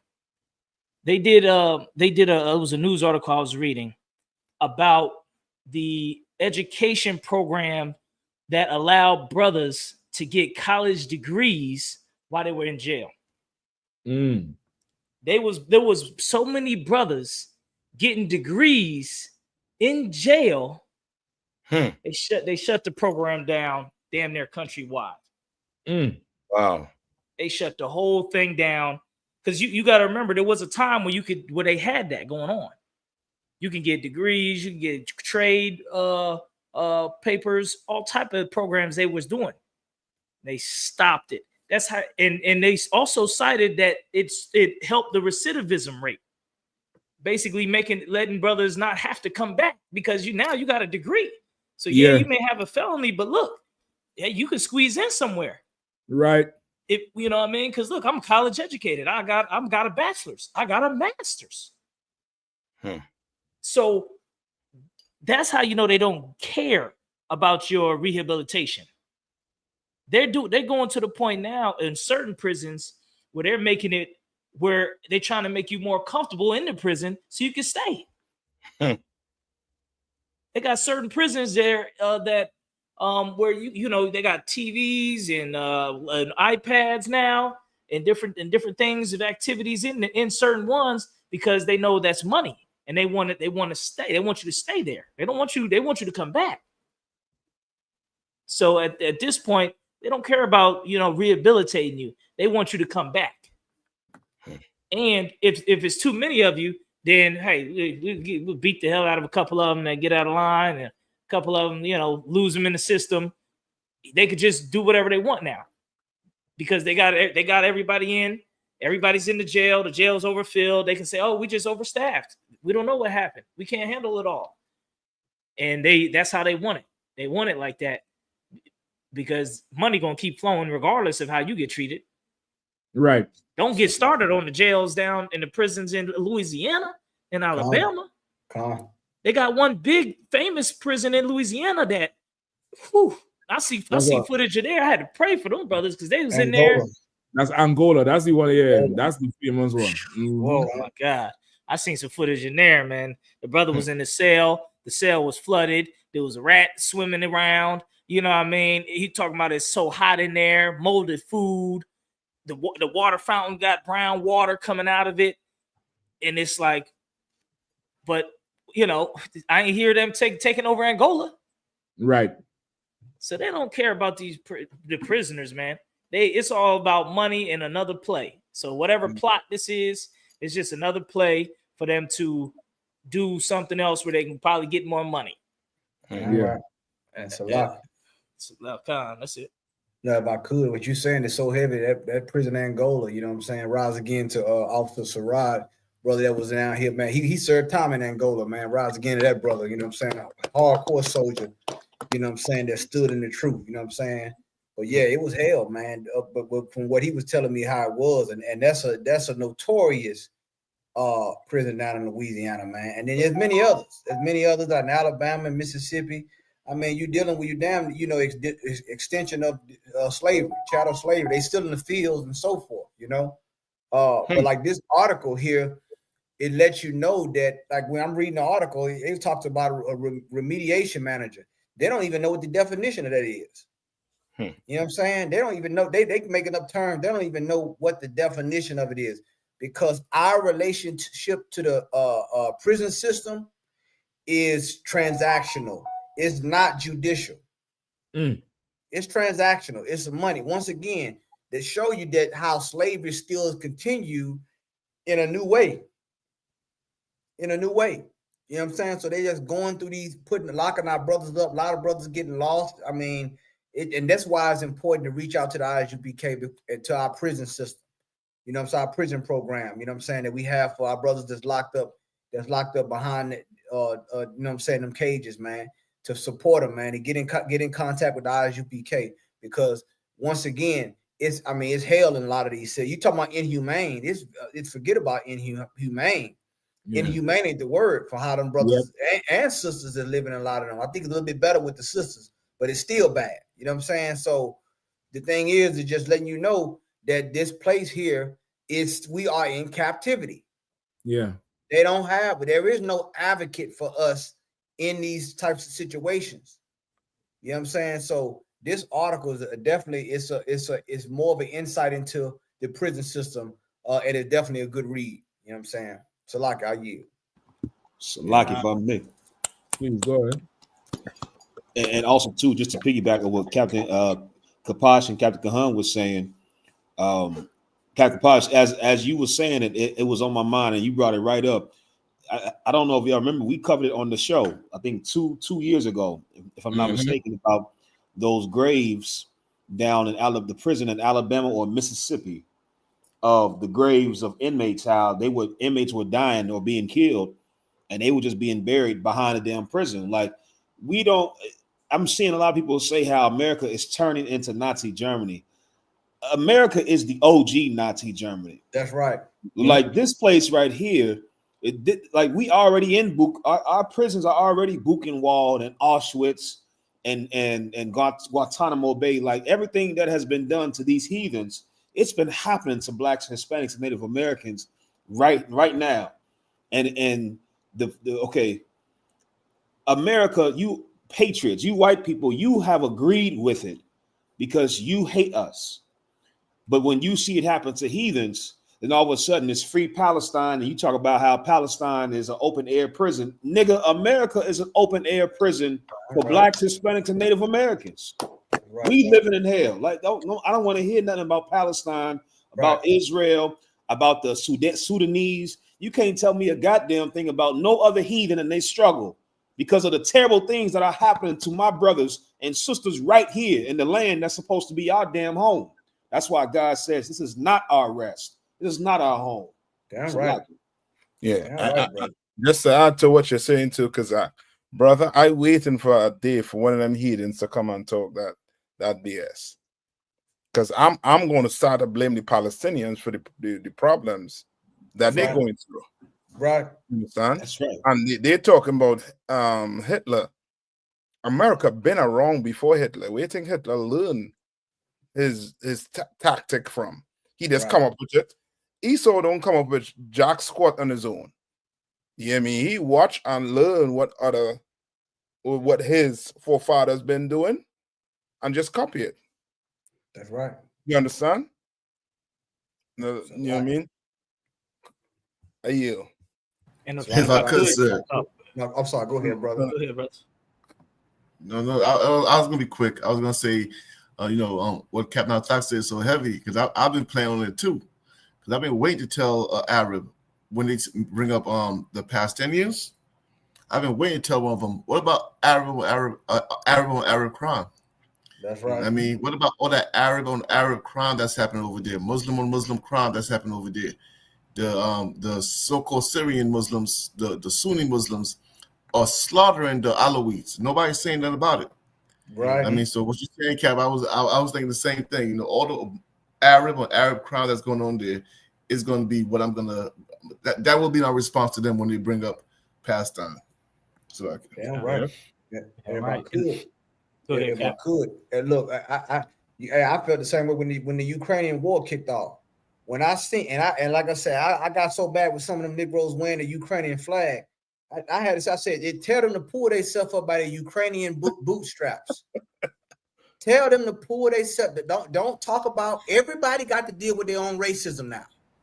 Right. That's where we at. All this, we all want. Deal with your own racism. That's it. Right. Now that it has come to your door, you want worldwide support. It don't, not from Black people. You don't, not from Latino, Native American, Indian people. Mm-hmm. Because I mean, Kazak Ahmad said something heavy about that prisoner. They was burying them prisoners back there, unmarked graves back there in Mississippi. All this. Look, there's a brother. Oh man, brother back in the 60s. When they were asking him, they were like, "Well, you grew up in the segregated South." He said, "Nuh-uh, I grew up in the apartheid South." I love that he used that word apartheid because that word gets the international ears open when you say apartheid. Yeah. If you say, but see, that's the thing. They want to repackage these words. Like you said, Hitler got a blueprint. He had a blueprint. Mm-hmm. You understand? There's a systemic way of oppressing people. That's what that article is talking about. Racism is not I don't like you, you don't like me. Racism is prejudice plus power. It's systemic. So when that brother said, "Well, hold up, I grew up in the apartheid South," you know what they thought about South Africa? Yep. Because that word apartheid, guess what? Guess who owns that word? The South Africans. But he switched it. He switched it. And that's what I love about those type of conversations. We're not going to say it the way you want us to say it. That's it. The goddamn apartheid South, the goddamn Black, Latino, Native American, Indian Holocaust. That's what we went through. That's right. That's right. So like our year. That's right. And if I could add on top of that, what he's saying, all of this, even coming back to the prisons, they probably want to use the New York prisons so they can turn them into ICE detention centers. That's it. That sounds like what they want, because the ICE detention centers, that's your Auschwitz, all that was all over again. Mm-hmm. It's that all over again. You got sisters dying. Just recently, a Haitian sister died at the ICE detention center in Florida.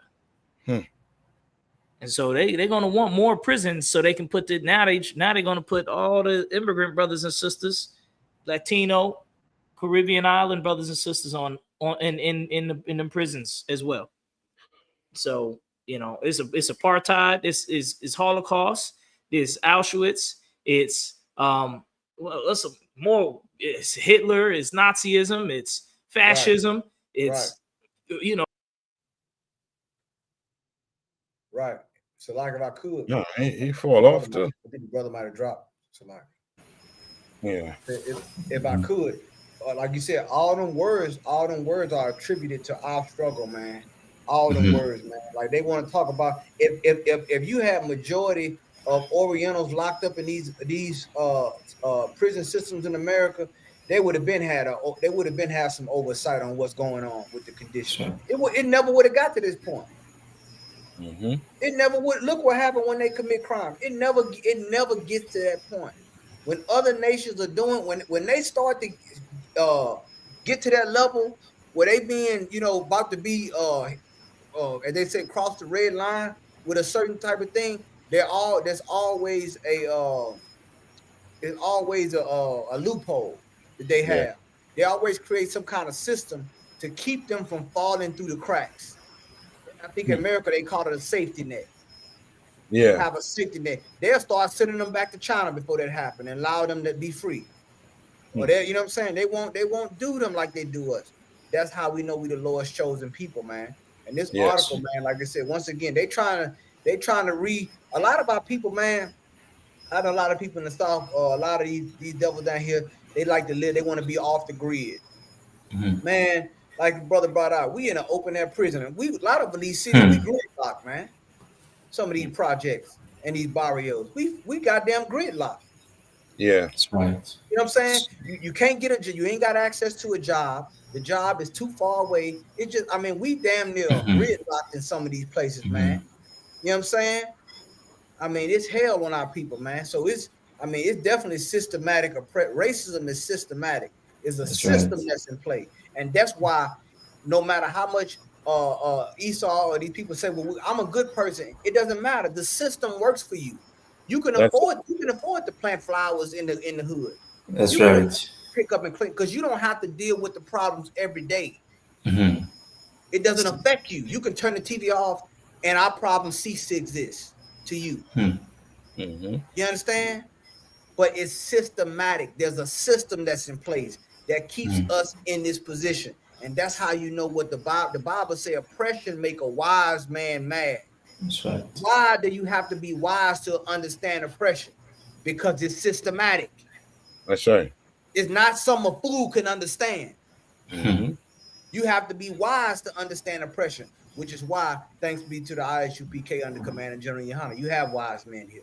That's right. You have wise men that see the whole chessboard. We ain't just looking at the pawns or the bishop or the knight or the queen. We looking at the whole layout. Right. And you have to be wise to understand oppression. That's why you Negroes want to argue with us on the street. You're not wise. You don't understand. You understand? Right. We don't work for the Associated Press. We don't write these articles. These articles we bringing out, we don't write these things. You understand? So make it make sense. So like I yield. So like it for me. Go ahead. Yeah, and again, you know, Captain Khan, you know, you just bring it straight to the point, you know, as we say, you know, down, as we say, we come from the hood. And when I say we come from the hood, because now, as we say, the labor we king, as you know, someone coming out of the ghetto, and we understand, you know, that we say the trials of life.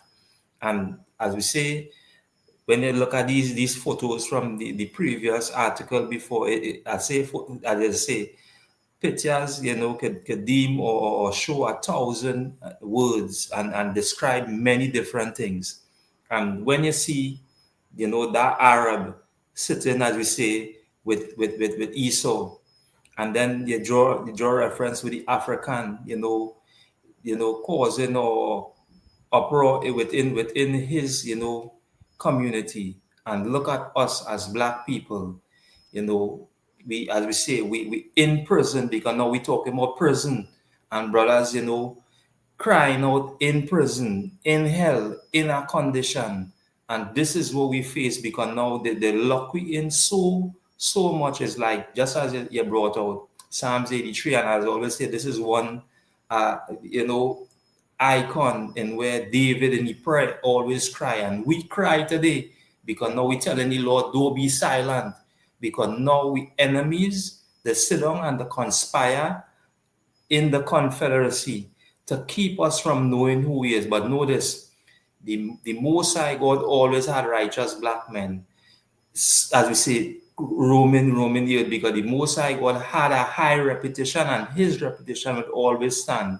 And he would never let that reputation go to naught, because if it had went to naught, then the earth would not be nothing, because the Most High God created this for all sakes, for righteous Black people or righteous people to run this earth. And you know, we had to say thank the Lord, you know, for righteous Black men, or King Yahushua, the men that come underneath him, commanding generally and holding down this truth in this time.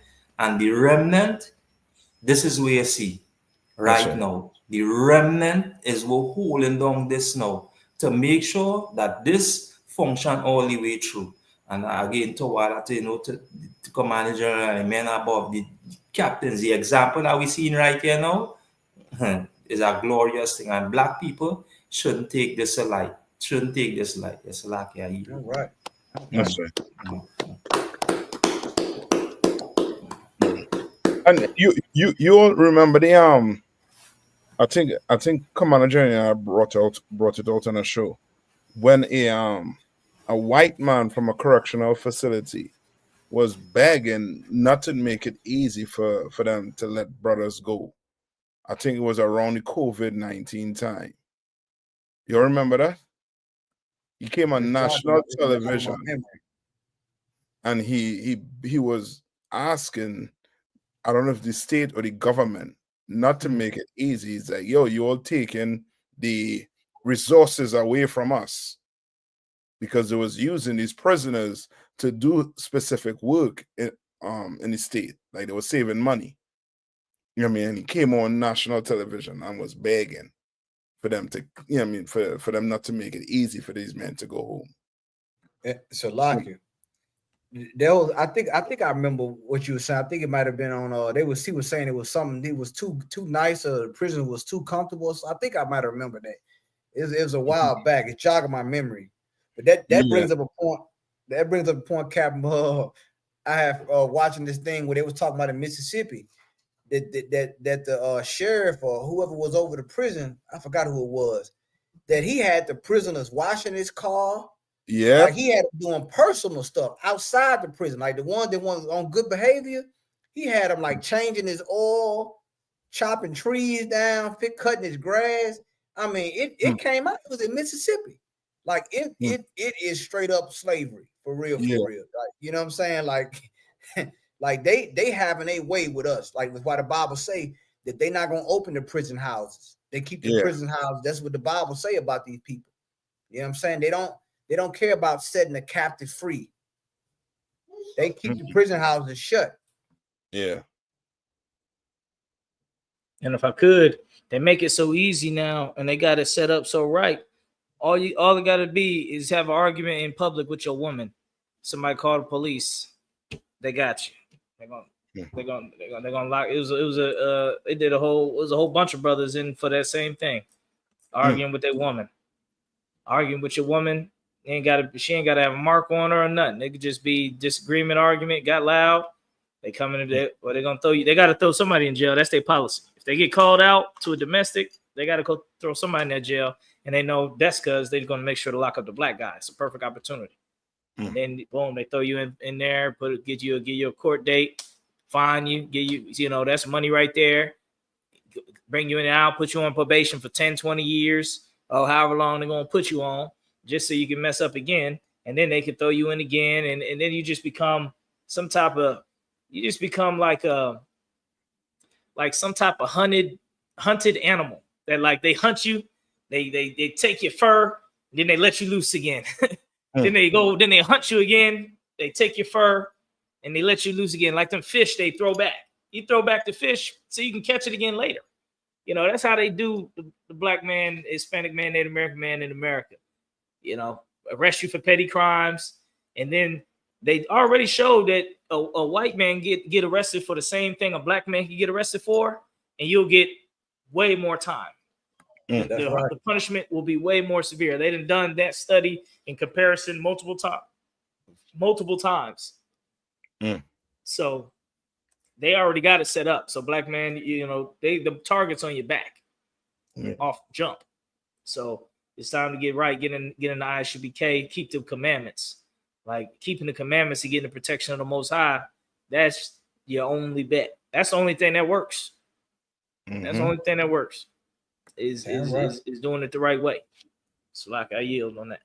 And one last thing, I don't know if you want to move on to something else, but just to add, I think somebody mentioned it about them trying to privatize this jail. I think it's the same thing that they did. I don't know if you all heard about the I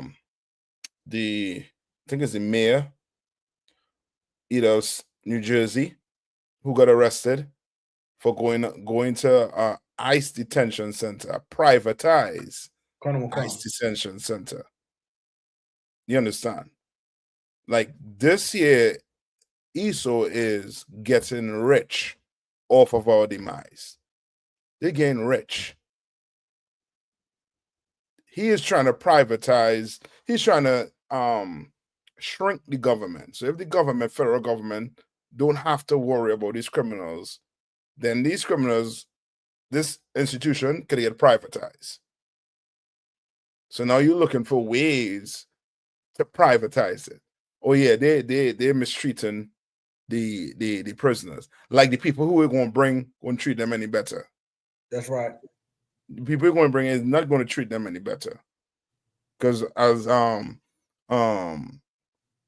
Kapash brought out, you were giving them degrees, getting them a pathway out of prison, and you stopped it.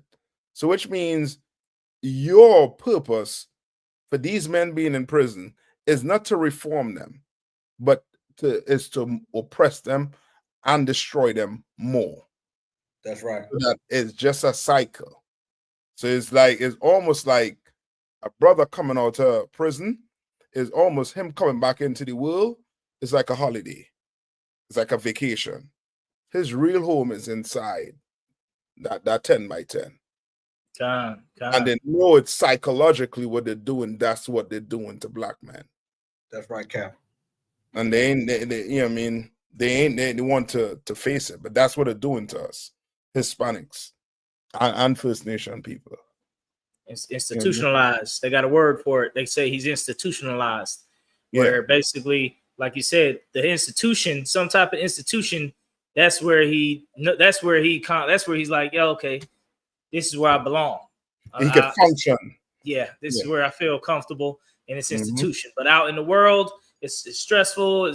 I can't understand it. My woman's arguing with me. The guy at the job talking to me wild, stressing me out. I'm about to knock him out.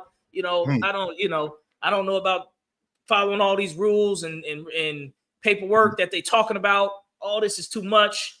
And then they just what they call crash out so they can go back, which basically they just start saying, forget about all these rules. I'm going to just act a fool until I do get locked up, and then I can calm back down once I'm in my environment that I feel comfortable. And these brothers, you better pray. You better pray that Trump don't find some African nation to take you all. You're saying we Africans, right? I will not be shocked that Trump go find some African country to go put your black behind it in some prison. Right. Then you'll realize you ain't no African. You understand? Yep. I don't know if you all knew, and when they was doing a few years ago when the UK was deporting Benjamin from the UK, they made a deal with I think it's Kenya and Zimbabwe or Zambia, one of them countries. And brother, you was getting deported to Zambia and Gambia and Zimbabwe. You wasn't going back to Jamaica. You wasn't going back to Barbados, nothing. They were sending you there. You know what I mean? And that's a deal they made with that particular country. I'm gonna try to find the exact country it is. You know what I mean? So what you say in that, Cap, is not far-fetched. You know what I mean? It's a whole deal they made with the government. Because if you remember, Donald Trump was speaking on that. He was saying, what if we just send the prisoners to another country and outsource the prison? And then what they do, accidentally sent an American citizen to a prison in another country. So, that's definitely another plot that they got cooking in the books. Yeah. Yep. And they make them deals with them governments. So, you know what I mean? Yeah. I don't think they're coming out now too with that same president in El Salvador. He had some deal going with them gangs. You know what I mean? A reporter, you know what I mean, oust him with his whole, you know what I mean, with his whole, that whole motive he behind. You know what I mean? Ain't no way, you know what I mean, you have a country and, you know what I mean, you don't know, you know what I mean, all the criminals. You know all the criminals. Right. And they're sitting on right behind you. You know what I mean? That's how drugs come into your country. None of these Hispanics, they don't own a port, they don't own boats. So the drugs coming in. How is it coming in? How are it leaving the country? Yeah, they're definitely, you know, they're doing whatever they need to do. Like we need time of power again. You got to pick your side. You got to pick your side and who you're with, and that's where we at now. The time of just raw power and who you siding with. Right. That's all. You're gonna side with Trump or you're gonna side with the Lord, because there ain't no Democrats to side with no more. That's right.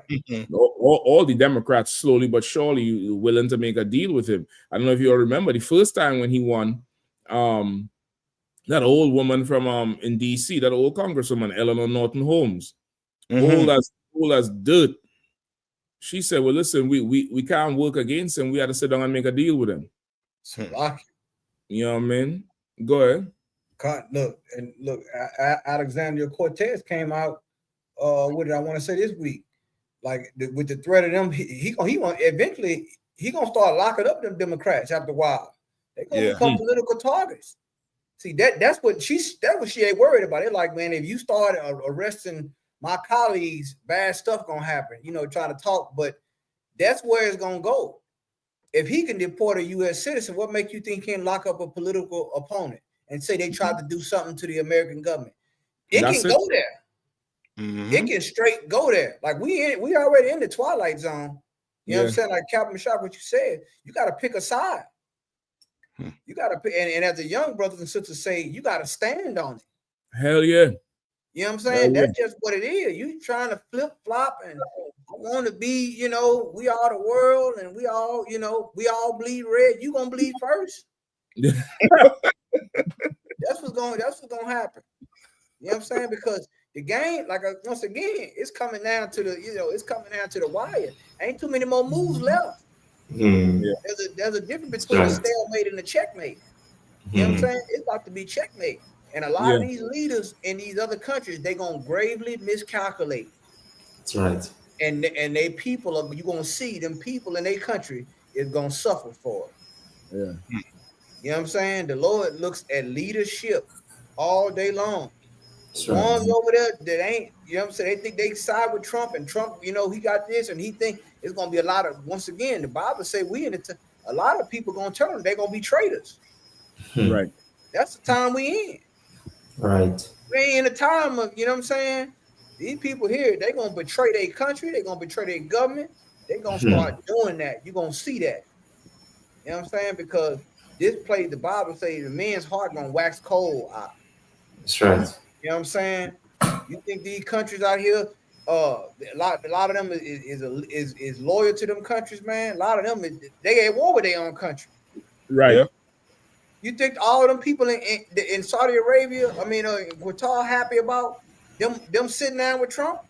Everybody ain't happy about it. Right. It's people in America ain't happy about it. That's political dissension right there. That's right. You know what I'm saying? So when you start to get that going on, they start rubbing too many shoulders and people don't like it. Hey man, stuff start shifting around there, man. You know what I'm saying? And that's the time we in, man. That's why we got to get shored up with the Most High. Get shored up with this truth. Look at that there. They got the goddamn Elon Musk, and that ain't AI either. Got that. They sent in a statement. Why you got Cybertrucks in? We down with Elon. Elon already called. We got to deal with him. We're gonna settle the deal with you. Damn. Like, come on, man. We can't make this up. You used to think we could make it up. You like, oh yeah, that ain't real. Now you seeing it in HD. Right. Yeah. You got to say now. I yield. All kind of deals making all over the world, but we ain't getting none. Ain't no deal been made with us. You know what I mean? Yeah, like the most important deal for us is the deal Abraham made with the Lord. You look into the deal with Elon, with SpaceX, with the Saudis, with Iran, nigga. What about the deal Abraham made? Come on, Cap. What about that deal? It's one deal in 1 day. You worry about Trump 100 deals in 100 days. One deal, 1 day, and it's good for life. That's the thing about it. That deal good for life, Ak. All right. Man, listen, man. Y'all better come in here quick. Could we get one more before we roll? Come with it, Cap. Where you what y'all want to deal with? I know there was one here with the video. Oh, with them South Africans and them. Yep. No, that video kind of long. I'll get a shorter one if you want. But you tell me. You know what I mean? I'm with it, Cap. Yeah. Y'all want to roll with? I'm with it. Yeah, y'all want to do that? Go ahead. No, I say yeah. That one good. With the with which one is that? That's the one with South Africans. Yeah. All right. Like you're kicking one people out, saying they you know what I mean, using some act to kick them out, and then you're bringing some other people in. Mm-hmm. Is there somebody could look up the story on it? I'm gonna play the video. Yeah. So like what number is it? It's number 12, but it's a video, so you had to look up the story of the South Africans coming into America. Oh, the white South Africans. Okay. So like you got specified, Cal. I ain't hear that about that. Yeah, it's confused. He was like, what? Yeah, Cal. Okay. The colonizers. Come on, Cal. Yeah, man.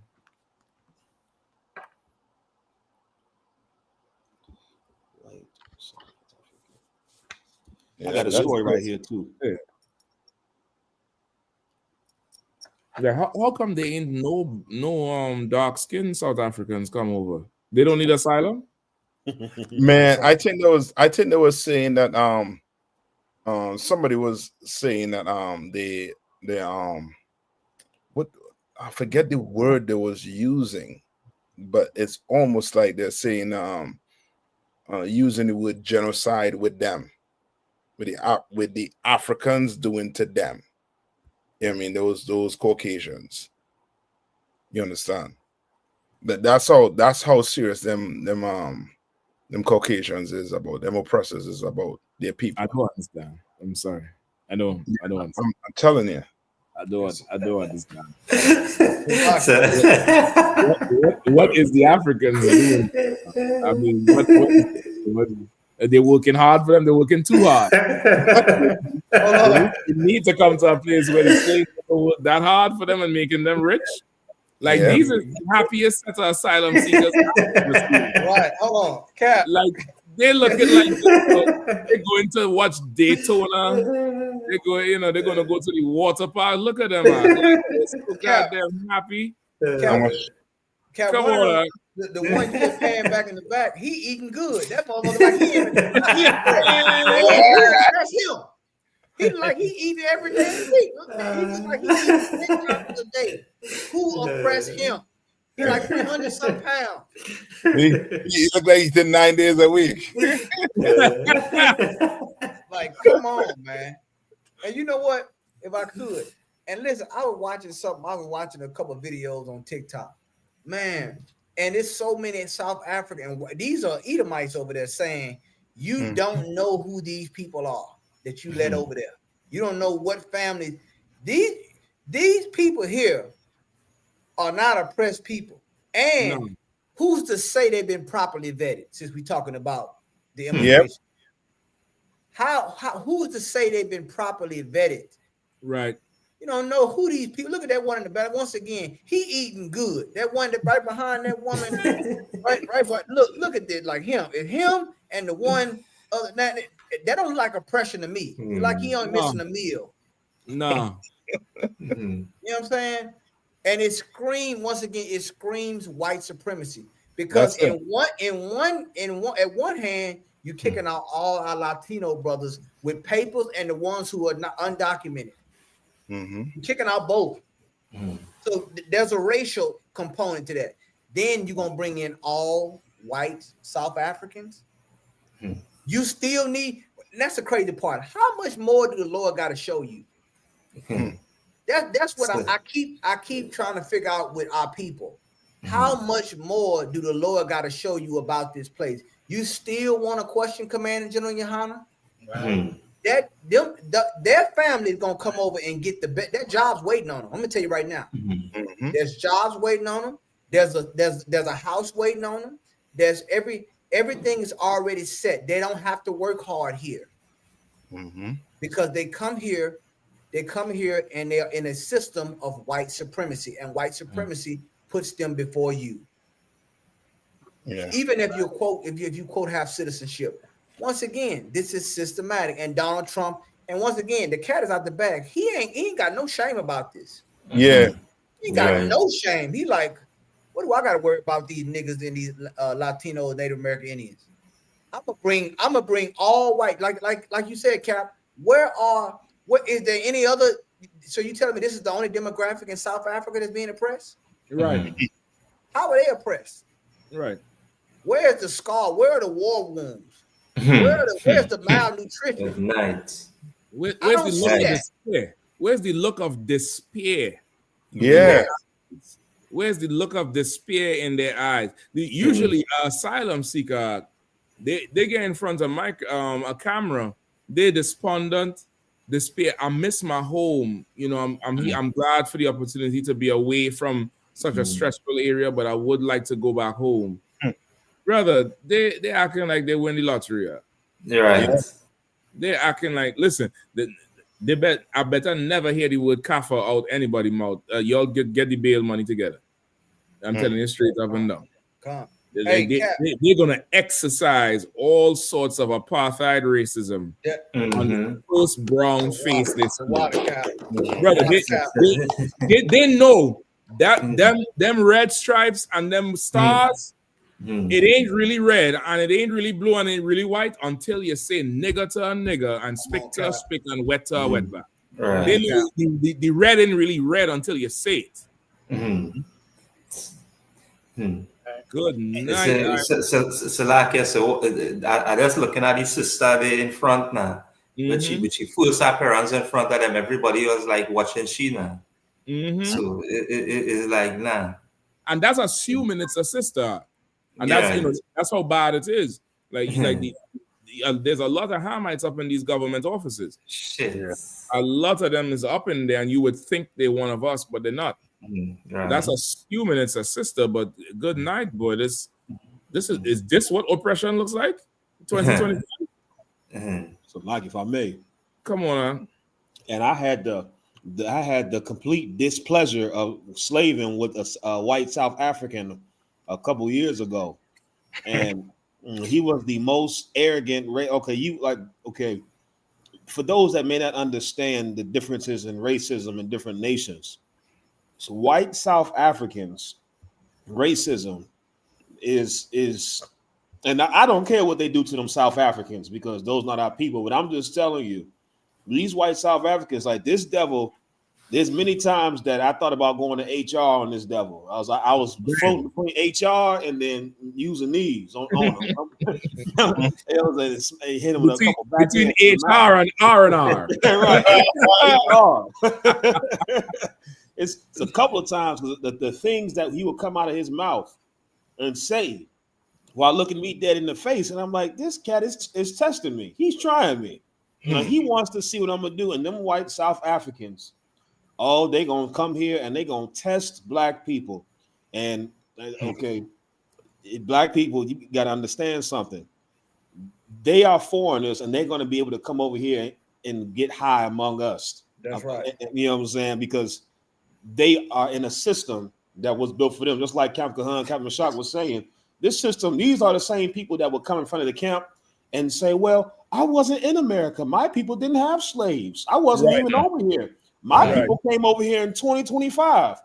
You were able to come over here and instantly reap the benefits of a white supremacist system and get over us. And I wouldn't be surprised if you see South African shops pop up, or or some little South African subdivision pop up where niggas ain't allowed. And don't be surprised if your grandmother got to go work and watch all them little devil babies too, be they nanny. Yeah. And I'm surprised if your grandmother and aunties got to go and be, they getting paid to slave to be a nanny or clean up the house for these South Africans, and you're gonna be like, they just got over here. How they able to get up above us? It's because we are the children of Israel and they are the devil. Damn right.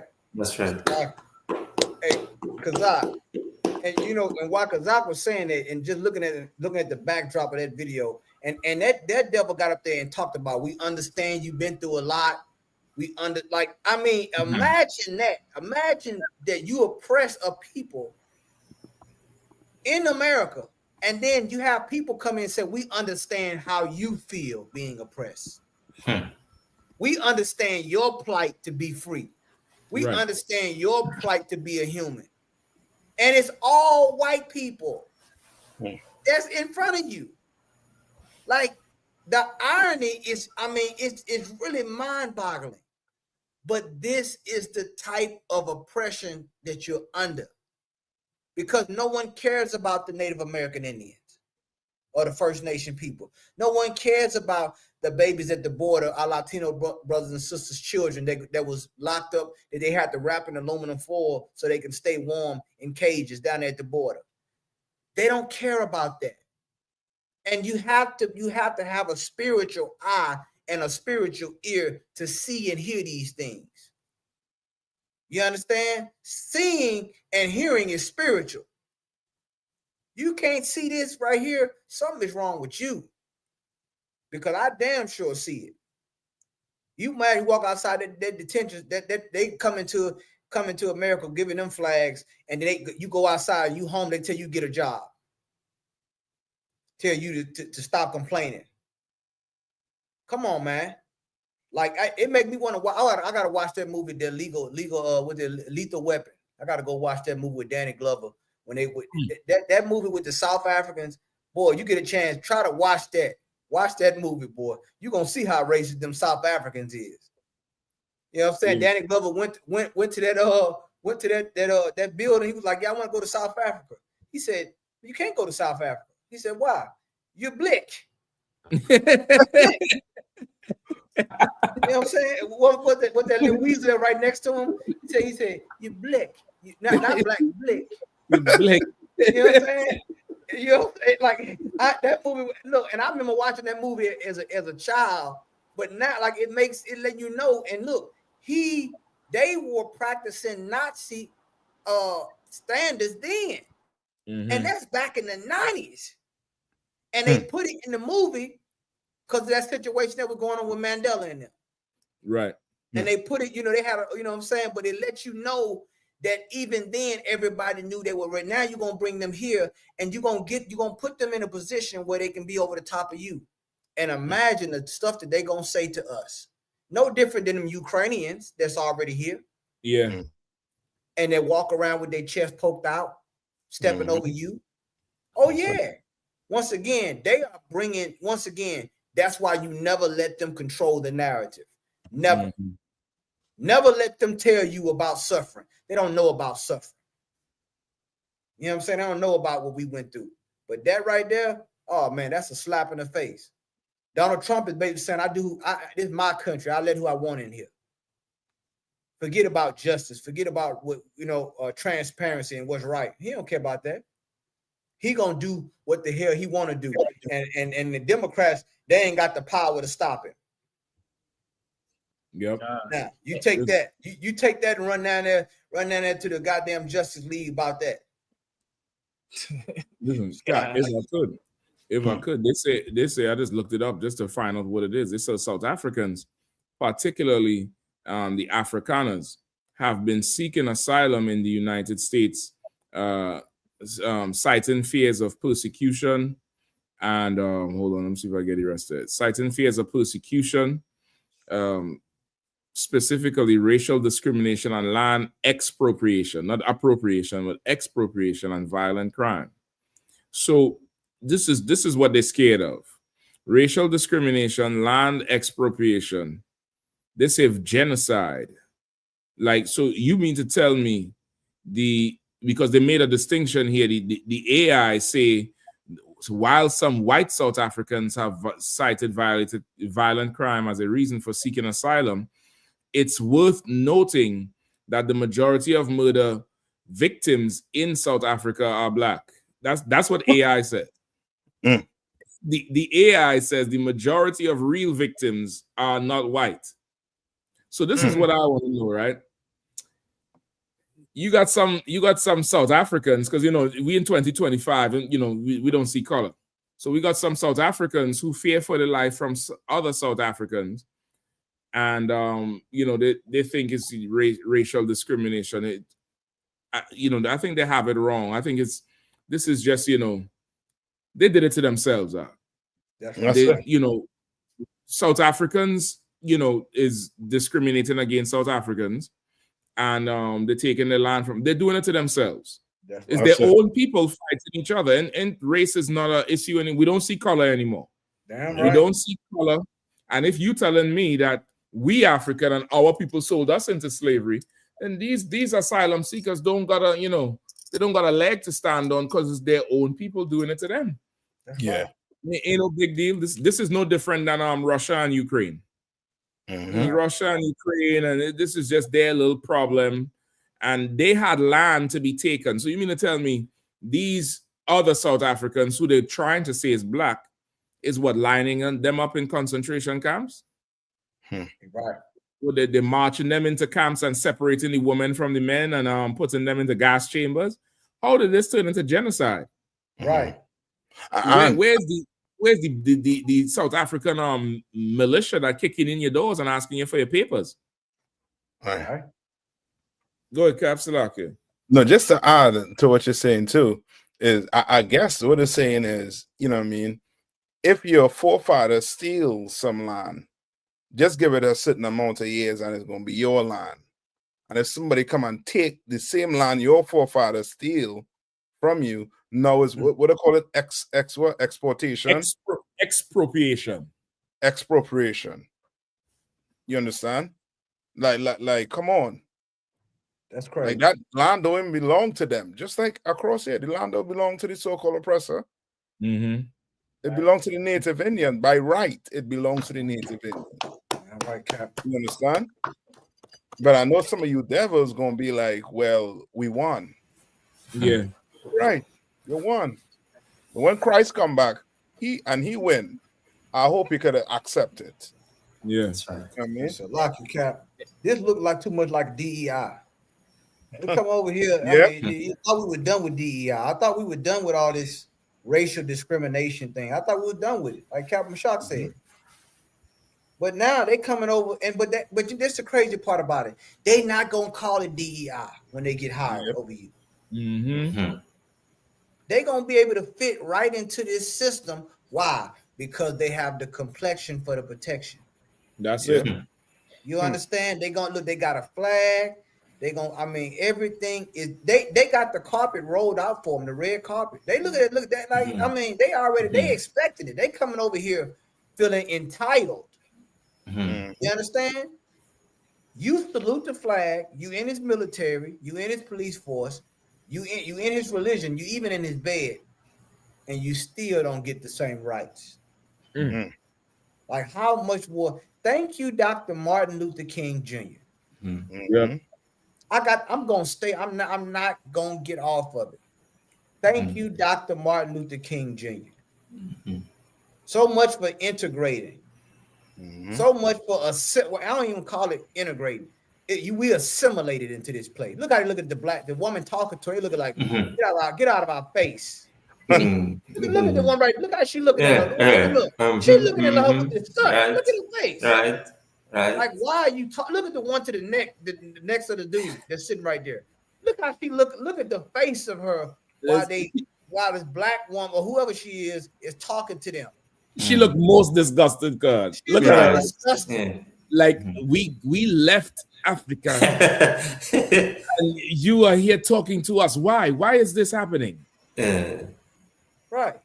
Like don't read us, don't tell us our privileges. We already know our privileges. We don't need you to tell us what America is. America's more for us. America's more for them and more for the Ukrainians than you are.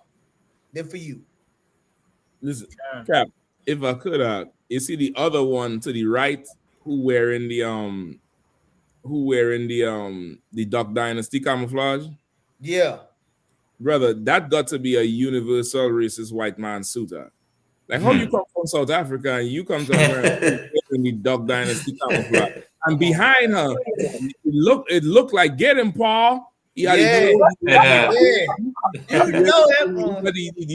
whole big ball look, and he got the whole red brother.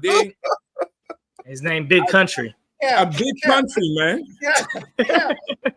He looked like what you would see in Alabama and Mississippi. It's That's no what I'm different. telling you. Like, boy, listen. Hey, you know like what's so crazy? Go ahead, Cap. You know what's so crazy too? Each one of them could put a small hat on their head and pass for one of them too. So like, exactly. No, but I was just about to mention, if it is we talking about asylum and people who having their land taken from them and people who facing genocide, surely there should be Palestinians being brought into America and given houses. So because they're right now in the middle of the desert, exposed to the elements. Brother, they said old world diseases are starting to make its way back because they don't have hospitals to vaccinate them kids. They have a whole generation of children being born with polio. Remember this bombing going on what almost 2 years now? Yeah. Brother, they out in the elements, Ark. If we're talking about asylum and people who facing land expropriation, right, and facing being genocided, and surely you're supposed to be bringing in Palestinians, surely. And I'm not supporting no Palestinian or nothing, but I'm saying if it is you want to tell me that you all about asylum for somebody who being displaced, this is the last of it. Exactly. This should be the last person on your list because ain't nobody dropping bombs on them. Ain't nobody, soldiers going and rummaging through their stuff. Ain't nobody doing none of that. Listen, Traore take over our whole country. He ain't send no troops down there to South Africa. Damn right. He about his own. So how is it? And who select these people? Who selected this group? That's right, Cap. Cap. I wish I could. I mean, just that big one. Like, okay, I wish I could just get a mic and say, "What's your story?" What? Okay, you were. Tell me a little about what happened to you. Right. Was it between the 200-pound and the 300? When you hit on the scale before you hit 200 or 300 or 400 pounds? Right. At what point did you know you needed asylum? Yeah. At what point? How many South African steaks did you eat before you knew you were oppressed? All right. Listen, Right. This is not the image of oppression. No, this is not the image of oppression. This I is thought not. they was going to Disneyland. That's what I'm saying. They act like they won the lottery. They won. A sweepstakes. They all look like an extended family that won a sweepstakes. Yeah, and they all come from these two old devils in the middle here. This look like an extended family that come from a sweepstakes that win a trip to tour America. They go into the Grand Canyon first. They go to they go into Colorado. They go into Yellowstone Park. Then they go down to the bayou. That's why she have on the Duck Dynasty camo. Like they don't. This is not. They not. Look, this smile, brother. And of course he's the not the conservative, but he's the one in the back, big Samoan looking one in the back. He's of course the what's the modern generation, Gen Z. I think so. I think it's Gen Z or Gen X, one of them. Brother, he's the Gen Z love interest. There has some young white girl in there that decided she needed a little tan in the clan. You know what I mean? And went for him because you realize his face is serious. He looking around like, I know if they're sending anybody back, it's going to be me. He notice he ain't got no flag. Look at how he looking around now. Yeah, he did some dirt cap. He know he ain't really like looking like, which one of y'all gonna figure this out? Yeah, look at it. He look left. No, he looking to the right. He looking to see of which one of these agents is going to say you. follow me. And he know it's going to be over. Somebody just listen. You see somebody just talk to him. Somebody just say, listen, you're looking too serious, man. Smile. Look, relax. Relax. What you say? Huh? Oh, yeah. I'm relaxing. No, I ain't relaxing because I know I ain't part of y'all. You see, she looking at him. Look, you see, she's the one. She brought you. Listen, come on, man. Yeah, she tried to brought tell him him, into the family. Yeah. She tried, like, he looking too serious, Cap. He know he ain't part of this family. Yeah. He know that. And she looked at him and like smile. And he's like, it's okay, honey. Yeah, I'm comfortable. No, you're not. And look, he looking like that while she spoke with a black woman talking. Yeah, because brother, he uncomfortable. Because he really not, come on. We're going to find out about the South Africans sooner than later. Elon going to must them. They're going to dust them. We're going to figure them out. In the meantime, all Israel, pay your tithes. 10% of the increase in earnings must come into the priest of the Lord. You got PayPal, you got Zelle. Put it in an envelope, take it to your school, give it to the camp leader, man. Pay your 10% into the school. That's your tithes. The scriptures say you pay it to prove that you fear the Lord. So if you don't fear the Lord, we know what you're doing. You know what I mean? We're going to be back next week, Lord allow, same time. Join Commanding General Yahanna, 9 p.m. every Monday night, right on this channel, The Real General Yahanna. Check him out. I think June 14th, we're going to be up in Buffalo, New York. June 14th for that whole kicking off that whole Juneteenth. Up there is going to be amazing, going to be epic. The general's going to be up there, captain's going to be up there. We're going to be rocking it out. And of course, there's, cookouts and stuff coming out, just, to tap in with your local school. You know what I mean? So we're going to be back next week again. Big up the usual suspects, Captain Nathak, holding up Carolina. You know what I mean? Captain holding it down the south, Louisiana, Atlanta, Texas, holding areas. Captain Kapash holding on Indianapolis. Been on Haiti, PR, DR, all the areas coming through. Officer Warrior, rocking it out to DC and Baltimore, holding on the whole zone, helping keeping together. Him and Kazakai Mad, keeping the whole zone together. The blue, DC, Baltimore, Virginia, working super hard. And Officer Sawapiara holding on the Caribbean. They're gonna have to show that quick, trying to build up Grenada, build up all these areas. You know what I mean? We worldwide and taking over, man, because we're the only people that need asylum from the earth. Nobody, none of these nations coming to help us. When Christ returns, man, don't come begging. Don't come begging, you know what I mean? So with that, we'd like to say shalom. Thumb to all the brothers, Yashimata, Bashem, Yashai, to all the sisters. We're going to see you all next.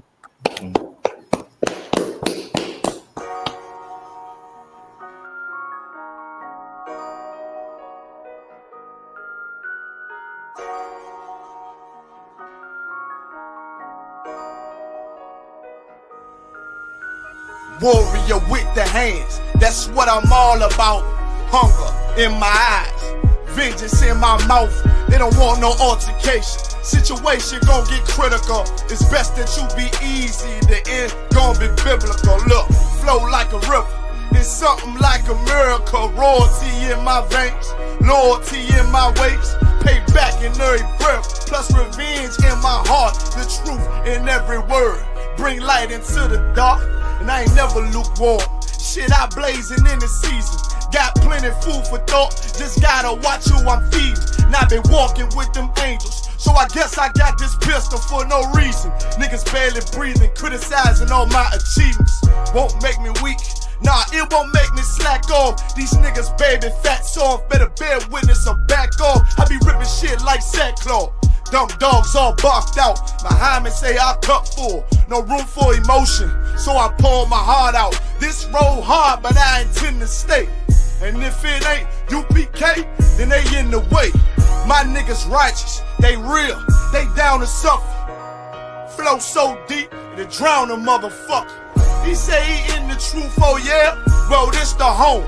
And I don't hate them brothers, I'm just too loyal to my own. Plus what they believe, hard for me to follow. No rank me, no head, and I ain't leaving this body to live and sleep in hollow. So when they ask I'm UPK, you tell them absolutely. And I ain't trimming my ways for nothing.